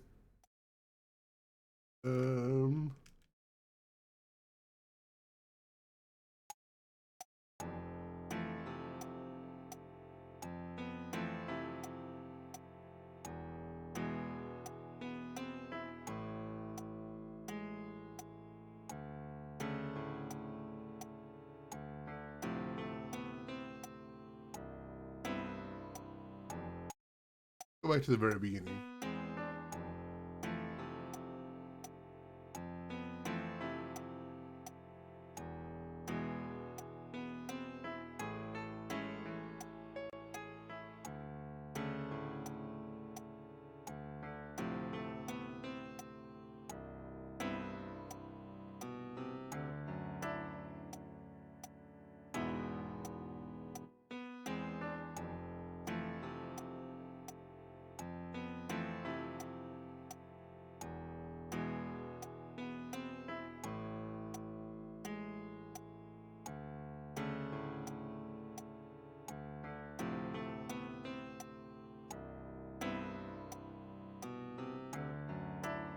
All right, so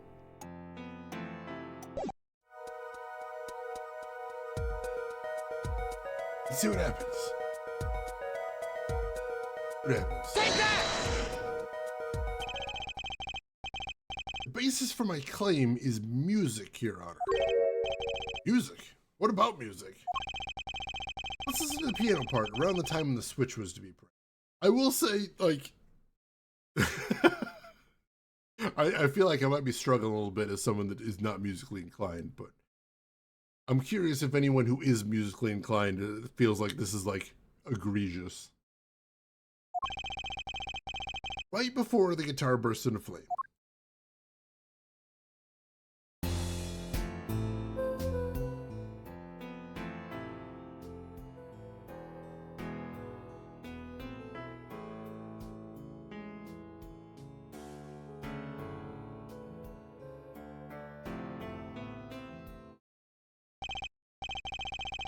You hear a piano being played. What? Doesn't it sound kind of simple? Oh, I did notice that. Like, he's doing a lot more vamping in the first part. And all of a sudden in the second part it gets simplified. Simple. Ah, I think I know what he's suggesting. You think Machi could have played that part with one hand? One hand? He only needed one hand to press that switch. You play the piano with the other. Ah! What? So you become some kind of piano savant? Actually, no. Then what do you know? You can't play a part like that with one hand. Maybe I don't know what I'm talking about here. Wait, I know. Hey, Jersey. Yeah, you got something? Mr. Wright, your father, he's a pianist. Could he? Oh, Daddy? You couldn't play a part like that even if you had 3 hands. So sorry. So sad for you. No, not really. Huh? That was just the easy way to prove it. There's always the hard way. Man, how are you going to prove whether you played it with one hand or 2? Can't. I admit it will be rather difficult, but it's highly likely that you play with one hand. How do you know that? Clue is what Prosecutor Gavin described as sounding odd. What sounded odd? I'll bet we can tell by listening to a certain part of the song. We caught up on chat right here. Yeah, even if it's a 2-handed passage, you don't always need 2 hands for every single measure. That's true. Of course, I type it as Q explains it. I mean, that's good timing. That's good timing right there. You're thinking of it at the same time the game's thinking it's irrelevant. I think that's a good thing. Also, sorry about Nightbot. He is the angriest of all babysitters. The hard way is beating it out of you. We're going to pull Machi up there and be like, Machi, we need you to play this 2-handed part one-handed. Otherwise, you're going to jail, dude. That's some stakes right there, right? You better be able to play this 2-handed part one-handed. Find a way, little guy. Tukos, welcome in. How are you doing today, Tukos? Hope you're doing good. Yeah, it's well established that even though Phoenix has been making his money as a piano player, he sucks at it, and people hate his piano playing. Just more Ace Attorney stuff. No, no way. Well, it seems we've come to the moment of truth at last. Let's hear what Mr. Justice has to say for himself. Show us the part that proves the defendant was playing with one hand, right before the guitar burst into flame. She was definitely playing one-handed just before the guitar caught fire. And one section of the song proves it. I've got a theory here. I think I know where he's going with this.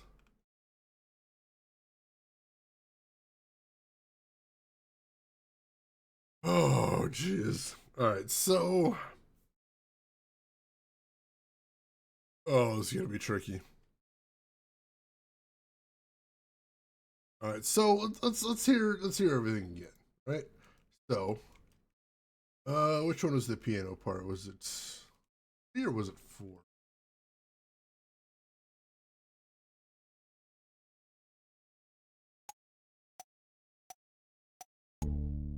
Oh no, not that. So it's 4.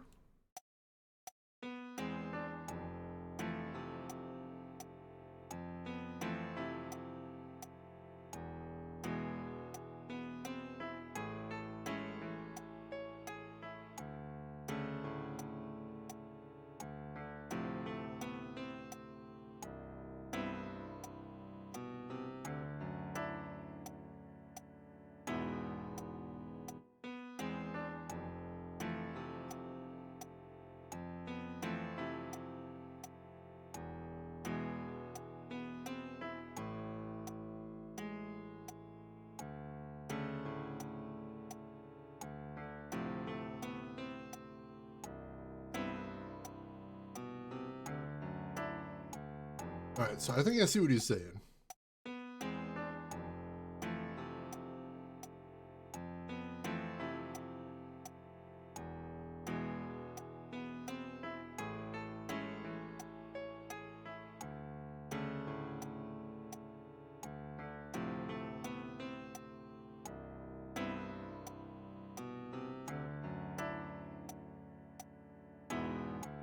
Like it's a bit more complex here. Like you've got kind of a pattern of where he plays that chord, and then with the other hand, he plays a half a dozen or so notes.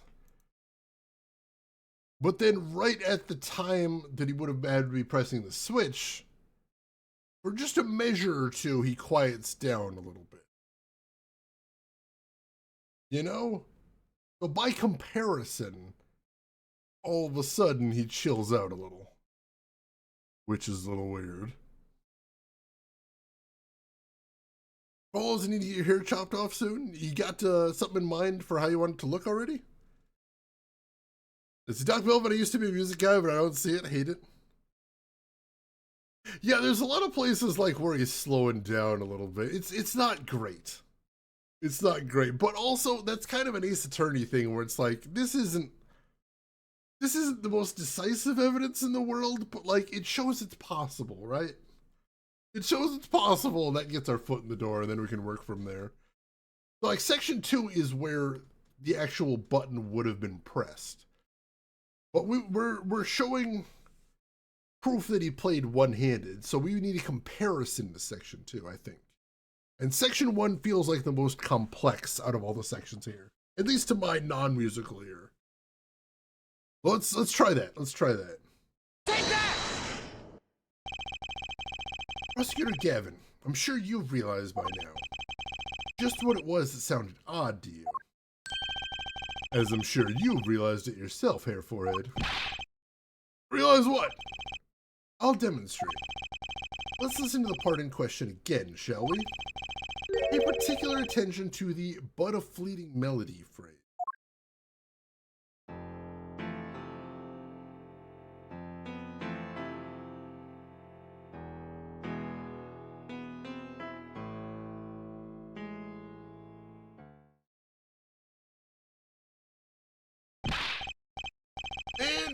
Man, how many times do we have to listen to the same thing? I think Darian's actually speaking for you guys, chat. You're right. Enough of that. Let's listen to another section, shall we? Other section. The guitar bursts into flame at the end of the second verse. Let's listen to the same spot in the first verse. Pay attention to "Oh, that night in your embrace." So this is basically the same spot in the song in a different verse. So we're hearing how that part is played. Oh, you thought it was section 4? I mean, theoretically, like, we could hear that same part in any part of the song, I'd think. Since, you know, in a lot of music, as a matter of fact, if you're not one of the lead instruments, you tend to be playing a looping part, right? I mean, especially for things like rhythm guitar or bass guitar even. Well, let's hear the comparison here.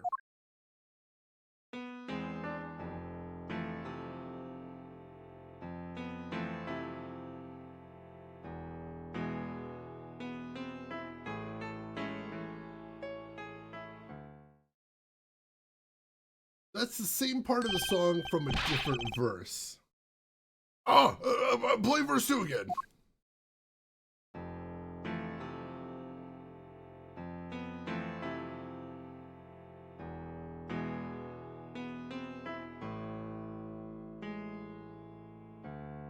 There, did you hear that?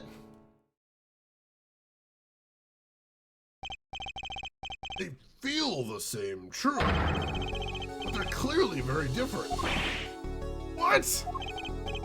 Well put, Your Honor. The phrase in verse 2 is quite simple, but the same phrase in verse 1 has high and low notes. You'd have to use 2 hands to play that for sure. What's that proof? I would think you'd know that by now. That's why I hate dealing with amateurs, man. So the 2 verses had different arrangements. Happens all the time. Not this time, Darian. There's no point in changing an arrangement if you can't hear it clearly. And that wasn't the point. I had him play specifically so the piano would stay in the background. That was what I noticed. Why should the same phrase sound slightly different, I asked myself. Now ask yourself why Machi changed how he played, and there's only one answer. He needed a free hand in order to press the switch. Did he actually smack himself in the face with his pompadour? It looked like it bounced off his nose there.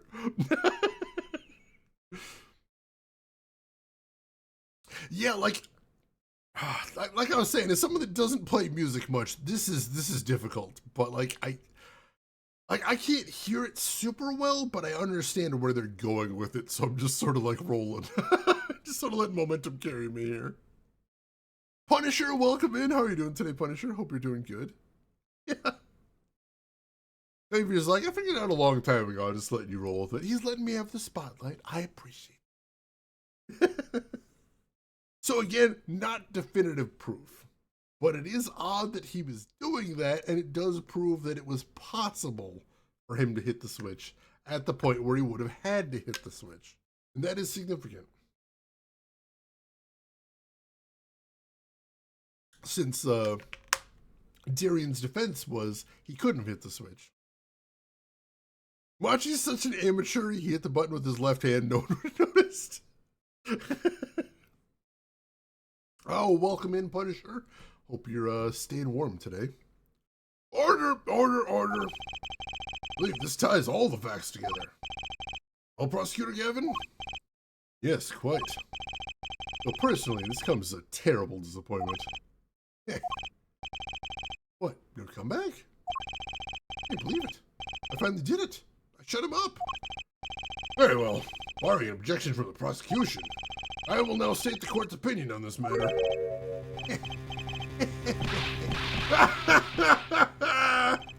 Good show, Sleeves. No, great show. Not over? I don't like it when he looks so happy. You tell him, Gavin. Tell him what's so disappointing. Personally, I'm terribly disappointed. In you, Hair Forehead. Huh? Yes, don't get me wrong, your case is solid. Facts all check out, but even now, you have yet to show us a single piece of decisive evidence. Yeah, but the facts! Anyone could see it was him. Unfortunately, anyone does not include the law. I'm afraid your case doesn't cut it. Thousand facts might point towards the same conclusion. How decisive evidence, it's not proof. That's the rule under our current legal system. I don't believe it. Doesn't seem as though the defense has any more evidence to present. Oh, I think if he did, we already would have seen it a long ways back. It is unfortunate, but at present, this court is unable to acknowledge your accusation. What? Truth is staring us all right at the face. Why can't they see it? What's the point of a legal system that protects criminals? Apollo, remember what Daddy said? Won't be easy proving he didn't, especially not in the current court system. So what do I do? Like I said, good luck.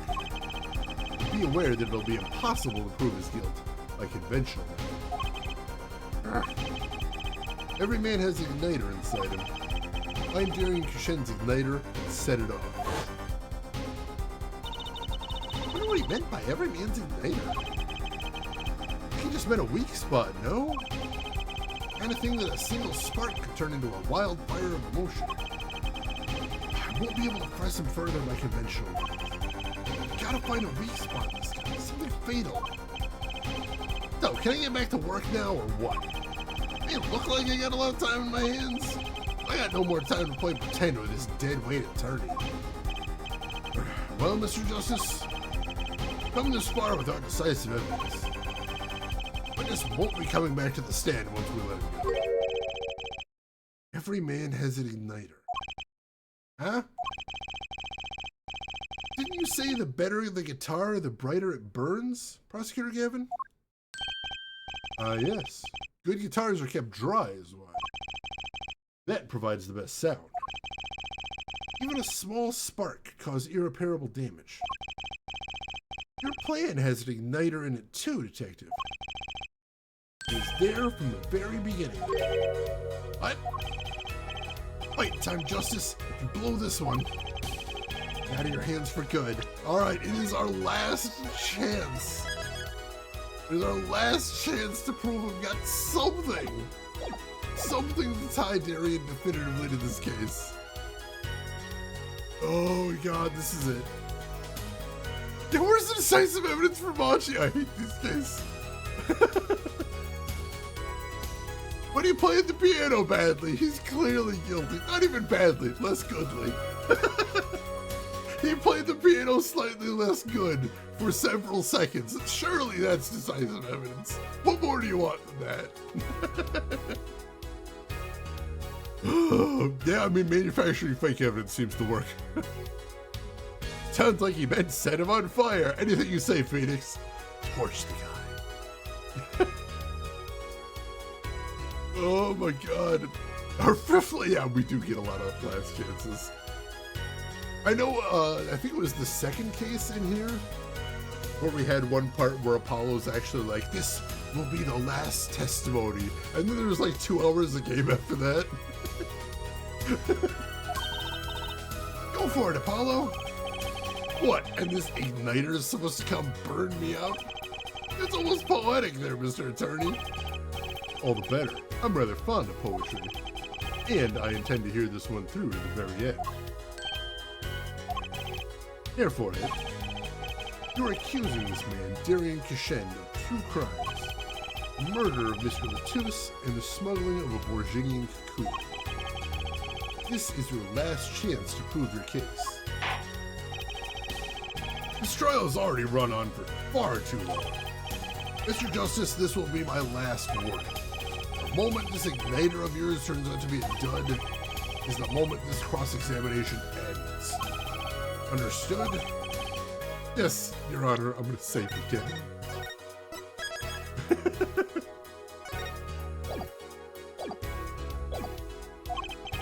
Then, let's have it.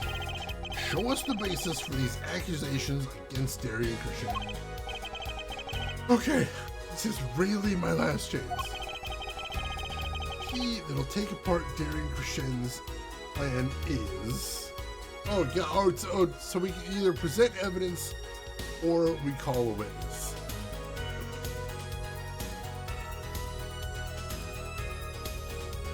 Oh, God, I mean... I think Darian's right. If we had decisive evidence, then we would have presented it before. So clearly we don't have any more evidence to present. So, we're gonna have to call a witness. And I suppose based on what we've been talking about, there is one person we could theoretically call. Maybe.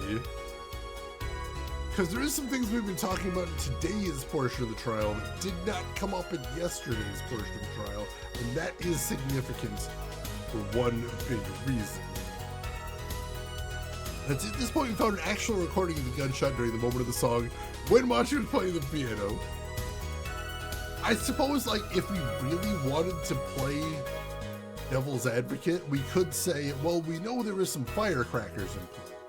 How do we know that the part with the firecrackers wasn't the part during Act 2, and the real gunshots weren't during Act 3?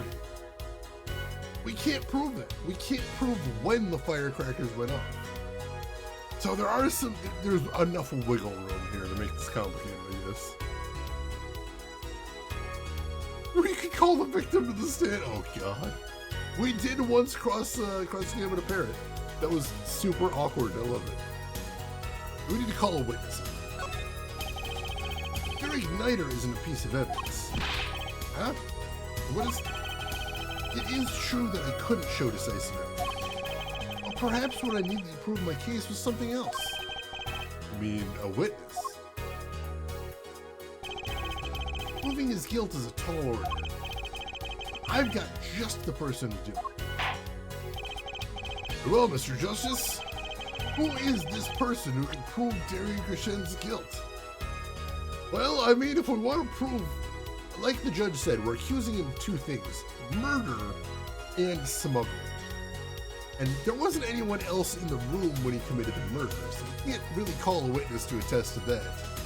But if he was smuggling, and if our accomplice is someone that we think it is, theoretically we could just call them to the stand and say, "Hey, were you helping this dude do a smuggle?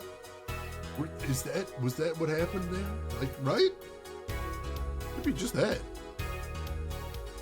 Punisher, you watched the parrot cross-examination recently, you were belly laughing the whole time.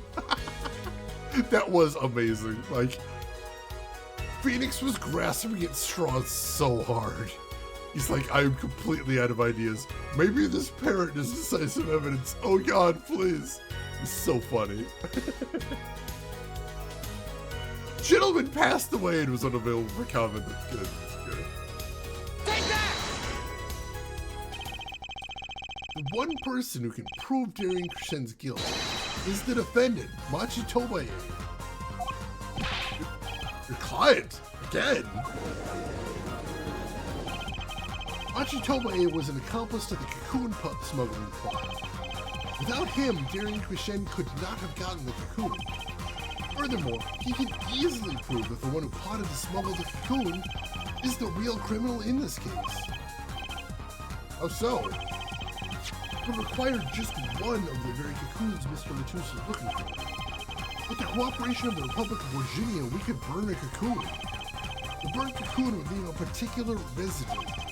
A residue we would, no doubt, also find inside the burnt-up guitar. Ah, very scientific of you. Thus, if Machi Tobaye acknowledges his agreement with Darian Krishen concerning the attempted smuggling of a Virginian cocoon, the case is solved.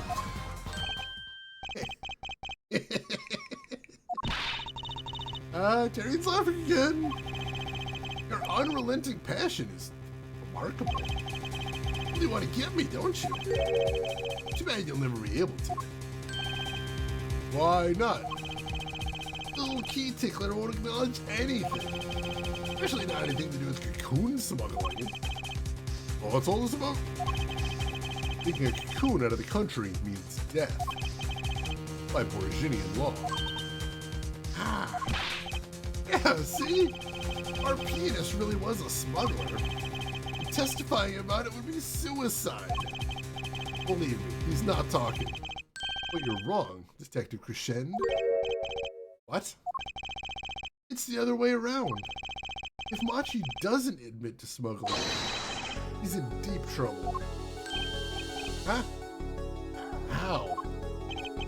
Look, if Machi admits to smuggling, and he'll be tried in our courts by our laws. You don't get the death penalty for smuggling in our country, whatever country this is.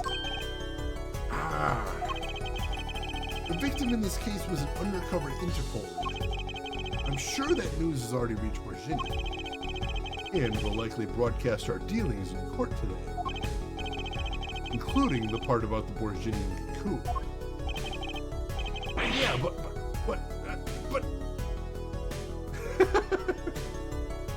Pompadour getting real weak. We got him on the ropes. But if Machi doesn't admit to smuggling now, he'll eventually be picked up by the Borginian police. It's not like he's in any danger in our court. We're not going to find him guilty of murder here, not now. Yeah, but you can't do this.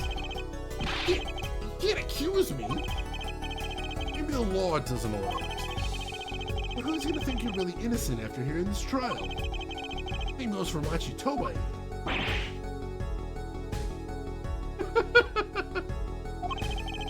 Here's getting real low there, pal. Cocoon smuggling your entire plan. Machi Tobai knows everything.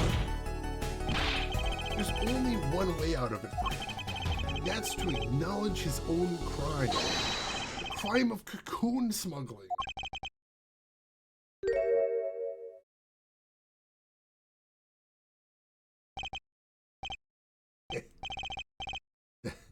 Don't worry there. I'll get you out of the country. I'll set you up someplace. Hidden mansion, real nice. You want a house made out of cookies? Or no, a house made of pianos. Come on.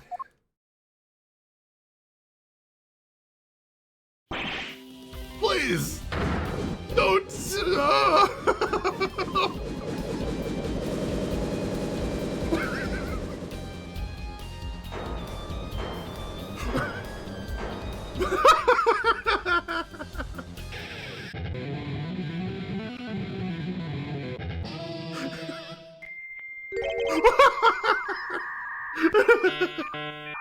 Okay! Hey, Pumpkin Pie Man, welcome in. Thank you so much for bringing the community by. How are you doing today? How was your stream? What were you playing? Tell me everything. Oh, you just missed the big breakdown. Or maybe you caught it. I hope you caught it, because oh my god. We haven't had any great breakdowns in this game, but that one was pretty good. Yeah, Pumpkin Pie Man, what were you up to today? I would love to hear what you were playing. It's good to see you. I hope you've been doing well as well. Ooh, Simon the Sorcerer Origins. I've heard about the series. I haven't actually heard about Origins. How are you enjoying that one? Doc Melvin, you were expecting a rocket ship hair. I could possibly see like a rocket coming out of his hair as it just zooms into the middle distance. Just whipping it all over the place. Not a healthy thing to do with hair like that. It's not going to survive that kind of experience. And then we get some air guitar afterwards. Beautiful, beautiful. I still love that Gavin is so good at air guitar that we can hear it. Like, that's next level right there. Pumpkin Pie Man, it was good, but there was this locket thing we found for items that was never explained. It's Archie. That's unfortunate, but I'm glad it was good overall, at least. That's good to hear. I'm going to have to look into that one, I think. Like a mushroom cloud explosion of hair gel. Like all the hair gel just melts out of his hair, and he ends up looking like the girl from The Ring. That would have been amazing. Darian, I consider that my last session with you, we rocked. Guess we can treat that outburst as a confession. Oh, he's laughing again. Kind of sick desperation in it now, though. Let's see. It's supposed to take place before all the 90s games, but it was made a few years ago. Alright, so, what do they call those? A Lega sequel? Something like that? Big thing these days. He trained air guitar into the old masters Bill S. Preston Esquire and Ted Theodore Logan. The greatest to ever air guitar, I believe. Personally, in my humble opinion, there's never been one better. Oh yeah, I've heard about that. I remember Gamagumo when the Microsoft Kinect came out. That was one of the things I heard some people were trying to do, is they were trying to use the sensors to translate finger movements into guitar picking, which is very difficult because it is essentially a 3D operation. It's not just what finger is over what string, but it's got to figure out whether your finger is lifted above the string or actually moving across. Very, very tricky. I know Think Geek had an April Fool's Day shirt like that. I don't remember if they actually made it. Because confusingly, Think Geek did eventually produce some of the things that were April Fool's Day print. Oh yeah, even VTubing tech has trouble with that. It's very difficult. And it's something I was actually explaining to somebody the other day with my current car. Because my car is one of those ones that has detection when there's a car in front of me. And like, it warns you if you're accelerating, but there's something in front of you that is where you're gonna hit. And like, if there's a car just turning, sometimes it'll be like, oh my God, you're gonna hit that guy. Because even though I'm seeing the car turning, and I'm like, well, when I get there, the car's not gonna be there. Because the turn doesn't actually move it very far in like horizontal space, all my sensors see is there's a car there and it's, you know, not moving left or right or forward, as far as it can see at the moment. So it's a car, you know, it's a hugely expensive piece of technology, and it's still not 100% clear on that. So the idea of something like VTubing tech trying to detect, you know, somebody's fingers, it's a lot. It really is. It really is. Oh, people still selling those shirts on eBay? Oh, that's kind of badass. I miss Think Geek too. Think Geek was amazing. Their April Fool's Day sales were just sales, I say. They weren't actually selling most of the stuff. Amazing stuff. Thinks you're gonna crash into the sun. Well, are you, Chinanin? You gonna crash into the sun, Chinanin? Is that a thing you were gonna do? Have you had some near misses with the sun before, Chinanin? Made your car nervous about it, is that why it is? What stellar objects have you clipped there? Does your car ever warn you that's no moon? I'm wondering if that's the direction we're going there. But yeah, I think that's one thing that is still to this day like a really big highlight of the Microsoft Kinect, is the way it worked. Like, you can actually get a pretty high degree of precision for small things like individual fingers. Whereas a lot of tech that's just like camera based has difficulty with that, because it's basically looking for changes in image, whereas a laser is actually using reflection time, which is better at figuring out spatial position, basically. Like, the Kinect was a really cool piece of tech, but I don't know if they ever really made the argument that it was necessary. Like, that's the number one thing anytime any console hardware comes out with a new gimmick, is what's the killer app? What's the reason that you have to have one of these? And I know I've made this argument before, is I think for all VR, we haven't seen the killer app yet. I know there was that, what was it, VR chat? That was a big thing for a while. I don't know if it still is. And a certain segment of people liked that very much. I understand that, but it wasn't universal. It wasn't global. You didn't have every person, you know, running to their store to get VR there. Yeah, that's basically the problem there, Groshan. Light art does everything really well, but also it's more expensive in most cases. Fair enough, Chinanin, fair enough. Good consulting a lawyer before answering that. And also, of course, Kinect detects ghosts. That's neat. We need more consoles that can detect ghosts. I think that's important. Oh yeah, the technology that was in Kinect is not unique to Kinect anymore. I don't know that Kinect was the one that invented it per se, but yeah, that tech is being used all over the place now. Yeah, VR chat, like, it's still going to be, I think, very popular with a certain niche, but it's not the thing for everyone. That's what they gotta prove. They gotta show this is why everyone needs it. And when we see things like Kinect that failed, I think it's just they didn't, you know, there's a lot of games that use Kinect where you're like, well, that's neat, but like, I don't need it. And as far as VR, I don't know that they're gonna have it. I don't know that there is something in VR that everyone needs. There's a lot that's neat. I've got a PSVR. I've used it, I've enjoyed it, but like, if I didn't buy it, I don't think I'd be that much worse off. Yeah, the released Kinect was the crippled version compared to the prototype version, mostly because of expense, like you said. And also the problem with that was a lot of people that used the prototype version to develop their games when they suddenly saw the final hardware, they're like, well, this final hardware doesn't do the thing we were able to do with the prototype, and that's, number one, pissed off a lot of developers, and number two, made sure that your games that were supposed to be the showcase for the Kinect didn't always work great.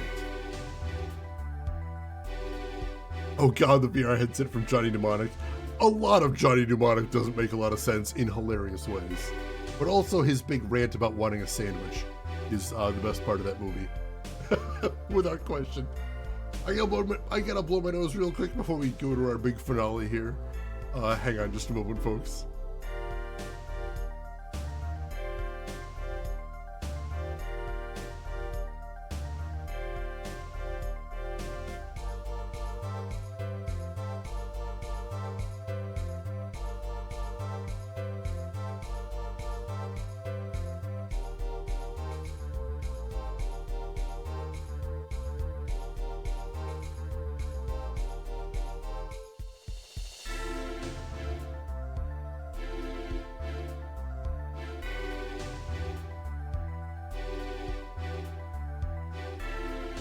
Yeah, see, Johnny Mnemonic was a pioneer. We're all out here joking about downloading more RAM. That guy just goes out and does it.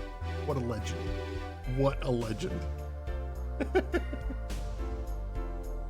Yeah, they did kind of give Molly Millions the short shrift there. That is unfortunate.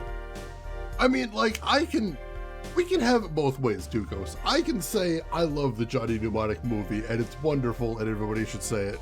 And I can also say it's a really terrible adaptation of the source material. It's both. It is both. Was that a nose blow with or without 3 consecutive sneezes? No sneezes this time, thankfully. Exactly, Tukos, exactly.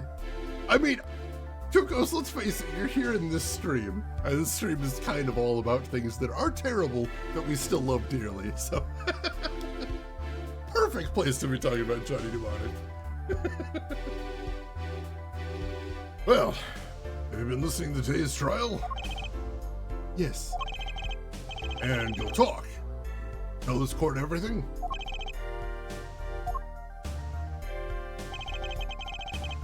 I didn't want it to turn out this way, but I'm not the kind of lawyer that can overlook a crime. Today's trial was all for your benefit, you know? I see no reason why you should hesitate now. I knew. From beginning, I knew. Machi, situation, I cannot explain. But money, I need it. Very much money. Today's trial faces a delicate issue with our legal system. The only thing definite in a court of law is evidence. This is the golden rule. However, it has become apparent that not all things can be tried by this standard. Should another case of this sort surface, we have to consider an alternate system by which to administer justice. Anyway, Mr. Machitobe? Yes? Promise you will receive a fair trial by the laws of our country. And, in regards to the current charges for the murder of Mr. Latus, this court is prepared to announce a verdict. Oh, he's got eyes.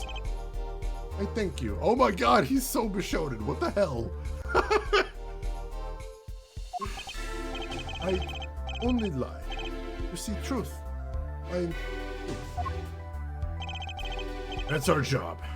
Very well. This court finds the defendant, Machitobe, not guilty. Hey!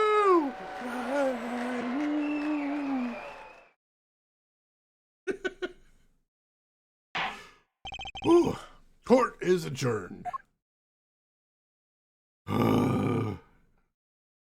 It's a great movie. It's a great cult movie. That doesn't mean it's a great movie. Right.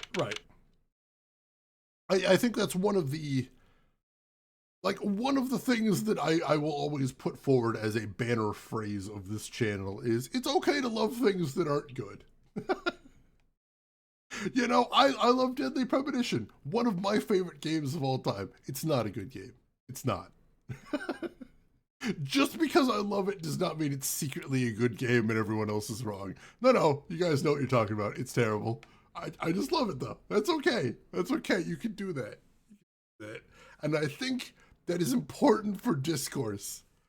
If we're going to discuss video games, we need to acknowledge that, yes, sometimes a reviewer will say a game that we love is terrible. And that's because it is terrible. You can still love it. That's fine. Don't worry about it. Yeah, the crowds are all shaking their heads. That's all they do, though. Like weird birds or something, just back and forth like that. Gotta be tough on the neck. And the crowd goes wild. And Shenanigan has redeemed Invest in a Harvester sequel right there. So I would ask you, why wouldn't we use the Kinect as an accessory for Harvester 2? You might say because nobody has one, and also there's no way to connect one to a PC as far as I know. And to which I say, that sounds like somebody else's problem, not mine. So what we're going to do is we're going to have mandatory Kinect integration. And what you're going to have to do is for certain segments of the game, which we will not warn you about ahead of time, including before you buy the game, there are segments that can only be gotten through with a Kinect. And what this is, you might be asking yourself, and that's actually a really great question. What it is we're going to have a couple segments where you're going to have to dig through garbage to find evidence. Very common thing in an adventure game. We've all seen that before, except this is going to be entirely motion controlled with the Nintendo Kinect. You're actually going to have to reach towards the Kinect and dig out that garbage with your hands. Can't use the mouse. Not allowed. Not going to happen. Absolutely not. Controller, right out. No way. Sorry. No. You have to use the Nintendo Kinect there. Don't have the Nintendo Kinect? Well, you're not getting that evidence, and you're not beating the game. Sorry. That's a you problem, not me.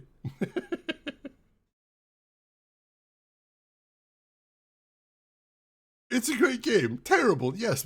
Exactly. Like it do be like that. Hey, Hooded Whale Hog, welcome in. Yeah, like if a reviewer says that a game you like is terrible, that doesn't mean you're not allowed to like it anymore. It's fine. Achievements for using actual trash, yes. Also, like, you get an achievement for that. If you've actually got like a trash can there that you're digging through, that'll be important. Now, keep in mind, because of the perspective of the Kinect, you'll have to be holding the trash can behind you while reaching into it. It'll have to be horizontal, so I don't really know how the trash isn't falling out onto your head at the time. Again, that's gonna be a you problem. I just make the games, is all. Hypothetically make hypothetical games. That's all I do. That's me. Ooh, very nice, Punisher. Very nice. I'm not a fan of those, but also I have very little tolerance for spice. July 10th, 4:42 p.m., District Court, Defendant Lobby number 2. Remember, cases only go to 5 p.m. usually, so we actually brought this down to the line there. Honda, I like Jurassic Park Trespasser, but I'm aware it's not a good game. Perfect example right there.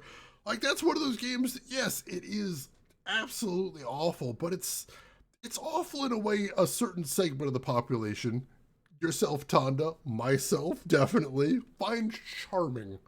I was watching you play that, I think it was last week, Tonda, and that's all I was thinking is, I'm like, oh my god, what a charming game. I love their ambition. It's very clear that they had more ambition than they had tech. I'm not even going to say technical ability. Like, I think the things they were trying to do just weren't flat out possible at the time. They would have had to invent new ways of movement to be able to pull off the things they're trying. But I think it's cool they tried. They swung for the fences and they struck out. But, you know, A for effort, guys. A for effort. And also, if anybody here isn't following Tonda, please follow Tonda. Tonda's amazing. Also plays some games that are just really out there. Stuff I've never heard of before. and also is just a very charming guy to hang out with. You're gonna love all the time you spend there. Punisher, you have a decent spice tolerance. Too much disagrees with me. I've been building up mine. As little as about 10 years ago, my spice tolerance was literally 0. Like, absolutely 0. I wouldn't even like to smell mild sauce at Buffalo Wild Wings. A little too much for me. But I'm getting there. I'm getting there slowly. And also, Tanda, thank you for the 5 streams. 5 streams. Boy, boat. I appreciate that, Tanda. Always a pleasure to have you here with us. Wonder what'll happen to Machi. Oh, he's going to forever jail for turbo smuggling. Screw that kid. But we did our job. We're getting paid. We're getting paid! Disagree with any hot sauce that smells like vinegar? I think with like that type of hot sauce and that type of barbecue sauce, like it's a very regional thing and tastes different very much on there. Yeah, like they give him the death sentence as his country, and we're not giving him the death sentence here. But that doesn't mean it's not unbelievably illegal that he did. And yeah, we're sending him away for all time. But we won our case. Read the fine print there, kid. Sorry.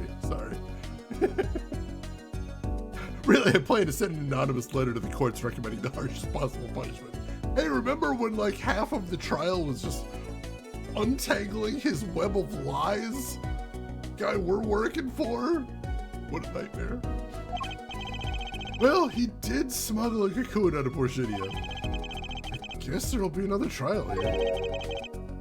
Oswald and Enswell, who said that? Oh, hey, Phoenix. Daddy. I owe you both my thanks. Amar? Nice. Something wrong? I'm sorry. Washi was your partner on stage, your friend. Yes. Thought of him as my own son. Even now I do. Yet, something got a hold of him. Something evil. See that? Must pay for what he's done. That not how it should be. I'm so sorry. Do not be sorry. You've given me courage. Courage? I am considering an eye operation. It was my suggestion, actually. You mean you'll be able to see again? Funny, I've always been afraid of the light. Light seems so harsh, unforgiving. According to the doctor, Amora lost her sight due to some kind of accident. Accident? No, I suffer from amnesia. I feared that if I could see, open my eyes to the truth I've been running from. Scared. You know what changed your mind? Hearing your defense in there today. Feel your gaze, unwavering, always looking straight at the truth. The light returns to my eyes. I think I will take up painting. Painting? Oh, that's right. She's the landscape painter in sound, after all. I will paint the two of you. Promise. Woohoo! I can't wait, Lamar. I owe you my thanks, too. Thanks, Mr. Wright, but for what? You reminded me I need to hurry things along. On my secret mission, that is. Right, your secret mission. Hello, Shusi. I hope that we will meet again someday soon. Bet, me too. And so, like a ballad, the trial flowed on and on until it came to an end. Thanks to the trial, Tara's Serenade was a huge hit. Scooter Gavin's even more dazzling to look at now. But there's something I want to say to that guy. Next time you write a ballad, have him catch the killer at the very end.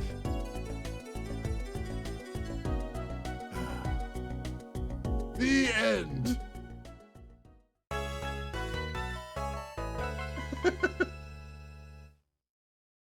Trial was almost as long as the Golden Earring song, and this won't be the longest one either. Pretty much every Ace Attorney game, the last case is the longest by a significant margin. So I assume that'll be the same in this game as well. Whale Hog, excellent quote to dig out there. I will send your baby to baby jail. Maximum baby jail. A lot of quotes I forget the context for, but that is 100% LA Noire. The game where actually we did threaten to send a baby to jail. Actual literal infant to actual literal jail. Oh, I would argue LA Noire is a good game, but I would have to make the argument. I understand this. I'm okay with that. I mean, I suppose if it is blindness caused by like a traumatic eye injury, like that's possibly fixable. If it's like something genetic, like she was blind from birth, that might be a different thing. Dancer in the dark. Deep cut there, Grosjean. I respect that. He was a very bad baby. Criminal baby. Gamegumi, who played about 3 hours of LA Noire. Here's the thing I need to say about LA Noire, and I understand this is a hard thing to swallow. I understand. I feel that. The worst part of LA Noire is the first part of the game. The traffic cases suck. The traffic cases are kind of garbage, but you have to get through those to get to the rest of the game. Does that mean that I'm saying here it gets good a few hours in? Yes, I am. Is that a really shitty thing to say because not everybody has that much free time? It is. I understand that. And if you do not feel like you have the time for LA Noire, I respect that 100%. But I am here to say, what is the best part of LA Noire? Like the last part. Like the last, let's say, third of it. Where they pick up like a strong through line through all of the cases. And they really ratchet up the drama and the tension. I think that's the coolest part of the game. But yeah, you do have to wade through the worst part of the game to get there. And it's unfortunate. Very, very unfortunate. I hope you weren't too irritated by the bajillion flashbacks to a couple scenes. Not necessarily by the fact there were a bajillion flashbacks, but the fact they kept flashing back to things that happened like less than 30 seconds prior. I'm like, I remember this game. I was here. We were all here. So, like the fact they kept going back to the guitar Serenade, I understood that because that's like so important to what happened. But like when they'd be like, Prosecutor Gavin, remember what you said 10 seconds ago? Maybe you forgot about it. Let's flash back to that time. No, please don't. It's fine.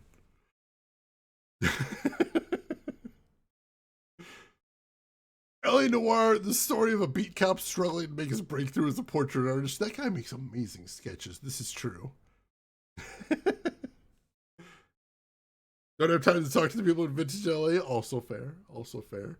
I want to find the alternate universe where Team Bondi got to make a second game.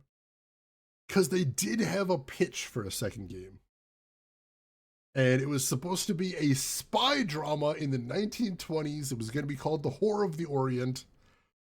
We know very little about it because they technically hadn't even started pre-production.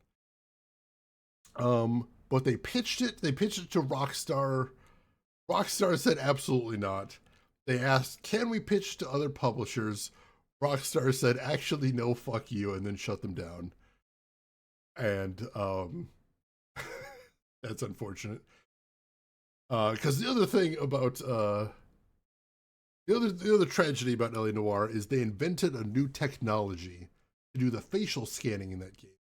And that's why even to this day, if you look at the faces in LA Noire, like they look crazy. There's a very high degree of detail in the way the faces move in that game. And one thing Team Bondi has said is they're like, well, you know, we spent a lot of money and we spent a lot of time developing the technology. But now that we've got it down, it'll make the next game a lot easier because we can just put it in play. And as far as I know, all of that technology is in the closet somewhere at Rockstar. It has never been used again.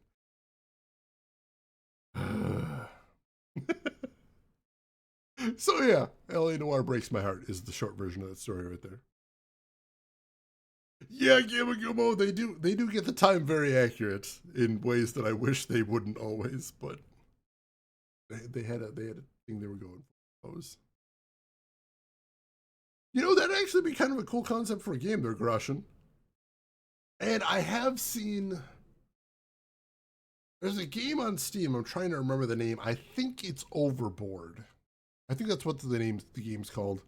Where you are like a killer and you are trying to like you're there while the detective's investigating things and you're trying to pretend to be an innocent bystander, and whenever you hear somebody being like, oh, I found a clue, you got to be like, oh shit, now I need to fix things. That sounds interesting. So it's other people are thinking about that, at least. It's true, Punisher, it's true. It's you know, you want to see everybody get a fair shot. And I think if Team Bondi made a second game, it would have been amazing. But we'll never know, unfortunately. Heartbreaking. But I don't want to end on too much of a downer note. And you go, oh god. As I always say, like 1/3 of Indigo Prophecy is some of the best things I've ever seen in a video game. And the rest of Indigo Prophecy is inexcusable garbage. Inexcusable being the key word. There's absolutely no excuse for how absolute garbage that game is in parts. Oh, yeah, everything about the final act is the worst thing about the final act. Oh dear.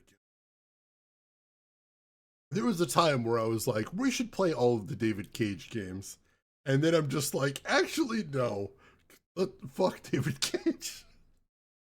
We did get Indigo Prophecy out of the way before that happened, though, so we got that. We got that on the record. I played that. VOD's up on YouTube if you ever want to see. If you've never seen Indigo Prophecy and you're wondering what is everyone talking about the last third of that game, check it out. You are not gonna believe the things you see.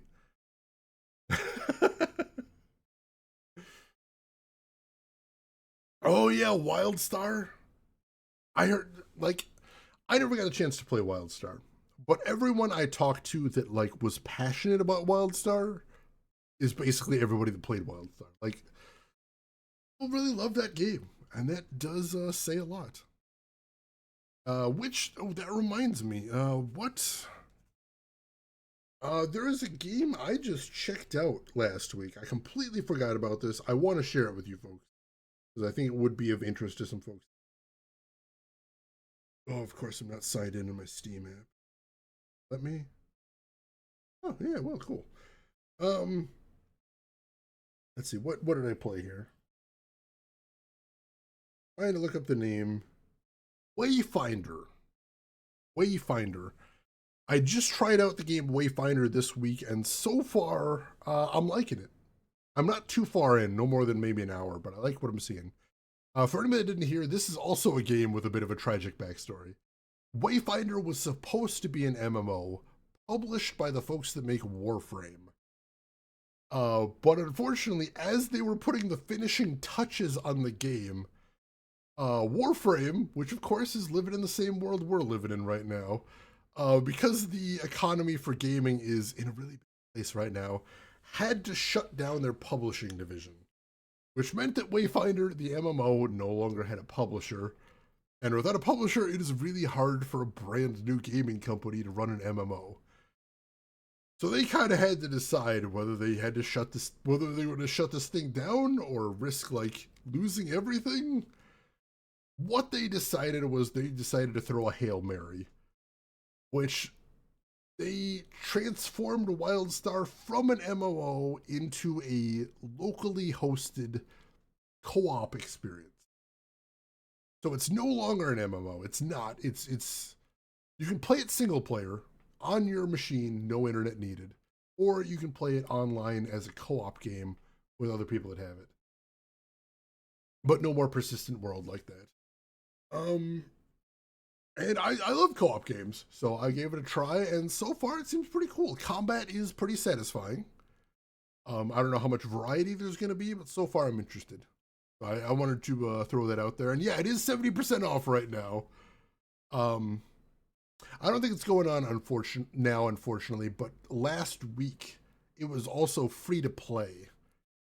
So I hadn't bought it when I tried it out, which was very nice. Just got to sort of jump in, make sure the co-op worked okay. And if anybody's curious, I was playing co-op with someone on a different continent and did not notice any significant lag either visually or mechanically. So that is nice.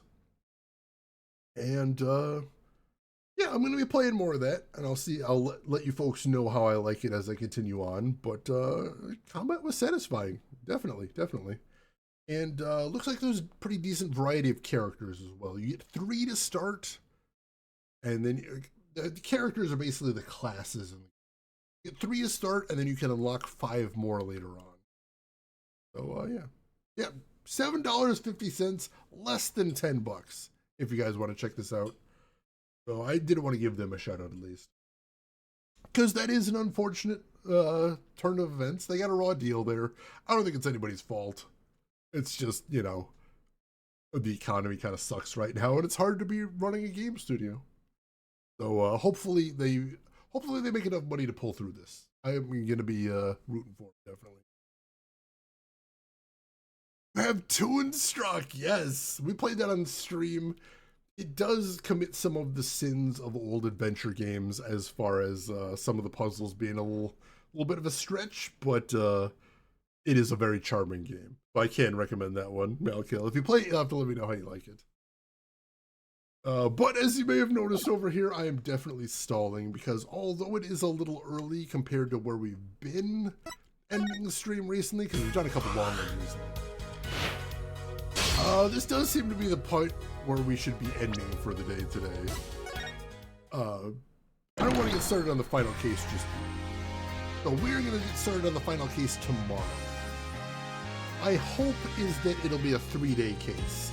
Tomorrow, Friday next week, and Saturday next week, and then we'll be done with Ace Attorney. Or Apollo Justice Ace Attorney anyway. So that's the plan right now. And for anyone that hasn't seen, once we finish Apollo Justice, next game on the schedule is going to be El Paso Elsewhere, an indie game lightly inspired by Max Payne. It's all I could think of when I was testing it out is, holy crap, this game is so cool. I hope you guys will think that as well. I think it's really interesting. Let's see, that verdict again, not guilty. Woo! Let's see, that final case waiting to steal a week of your life again. Some of those cases have been insanely long, seriously.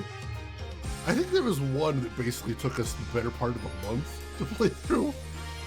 That wild Pompadour again. The question is not why the Pompadour failed. It's how did he keep it up that well to begin with? That turkey time, that lurky turkey time again. Emperor, I hope you were the best of lurky turkeys. I hope you enjoyed your lurky turkey. Smoke lurky turkey, very good. And good to see you, Emperor. So yes, we are wrapping it up right here. But as always, we do have one last thing I would like to do before we call it quits for the day, and that is, let's see who all else is online. So if you're not done watching Twitch for the day, maybe I can send you somewhere cool. I would definitely like the opportunity to try, if nothing else. So, while I'm looking, a couple things you might want to do if you haven't done them already. First and foremost, you're going to want to hit follow. That'll be the easiest way to find me. If you'd like to come back at some point, we'd love to have you. You can also, if you would like, enable notifications. That'll be the best way to find out when I go live. I find that useful for certain channels, definitely. And a couple things in chat you might want to check out if you haven't seen them yet. We've got a link to my Discord if you would like to hang out with me and the rest of the community outside of the stream. Feel free to jump in there. And we also have a link to my YouTube if you'd like to check out any of the games I have played in the past, be them obscure, unusual, or nostalgic. We've got a full 5 Ace Attorney games up there, and all the VODs from this game will be going up as we play them. So feel free to check that out as well. And not a ton of folks online today. So I think we are going to say hello to someone we haven't said hello to in a little while, who is not playing a retro game today, but is just a really fun person to hang out with. And I hope you're going to have a great time over there. So, oh, Geek Boy, you're thinking that? You thinking you had that Aquanet going on? Is that what you're thinking? I would believe that. That would actually explain a lot of things. Oh, Malkill actually called out Aquanet. Beautiful, beautiful. Sharing the same brain cell there.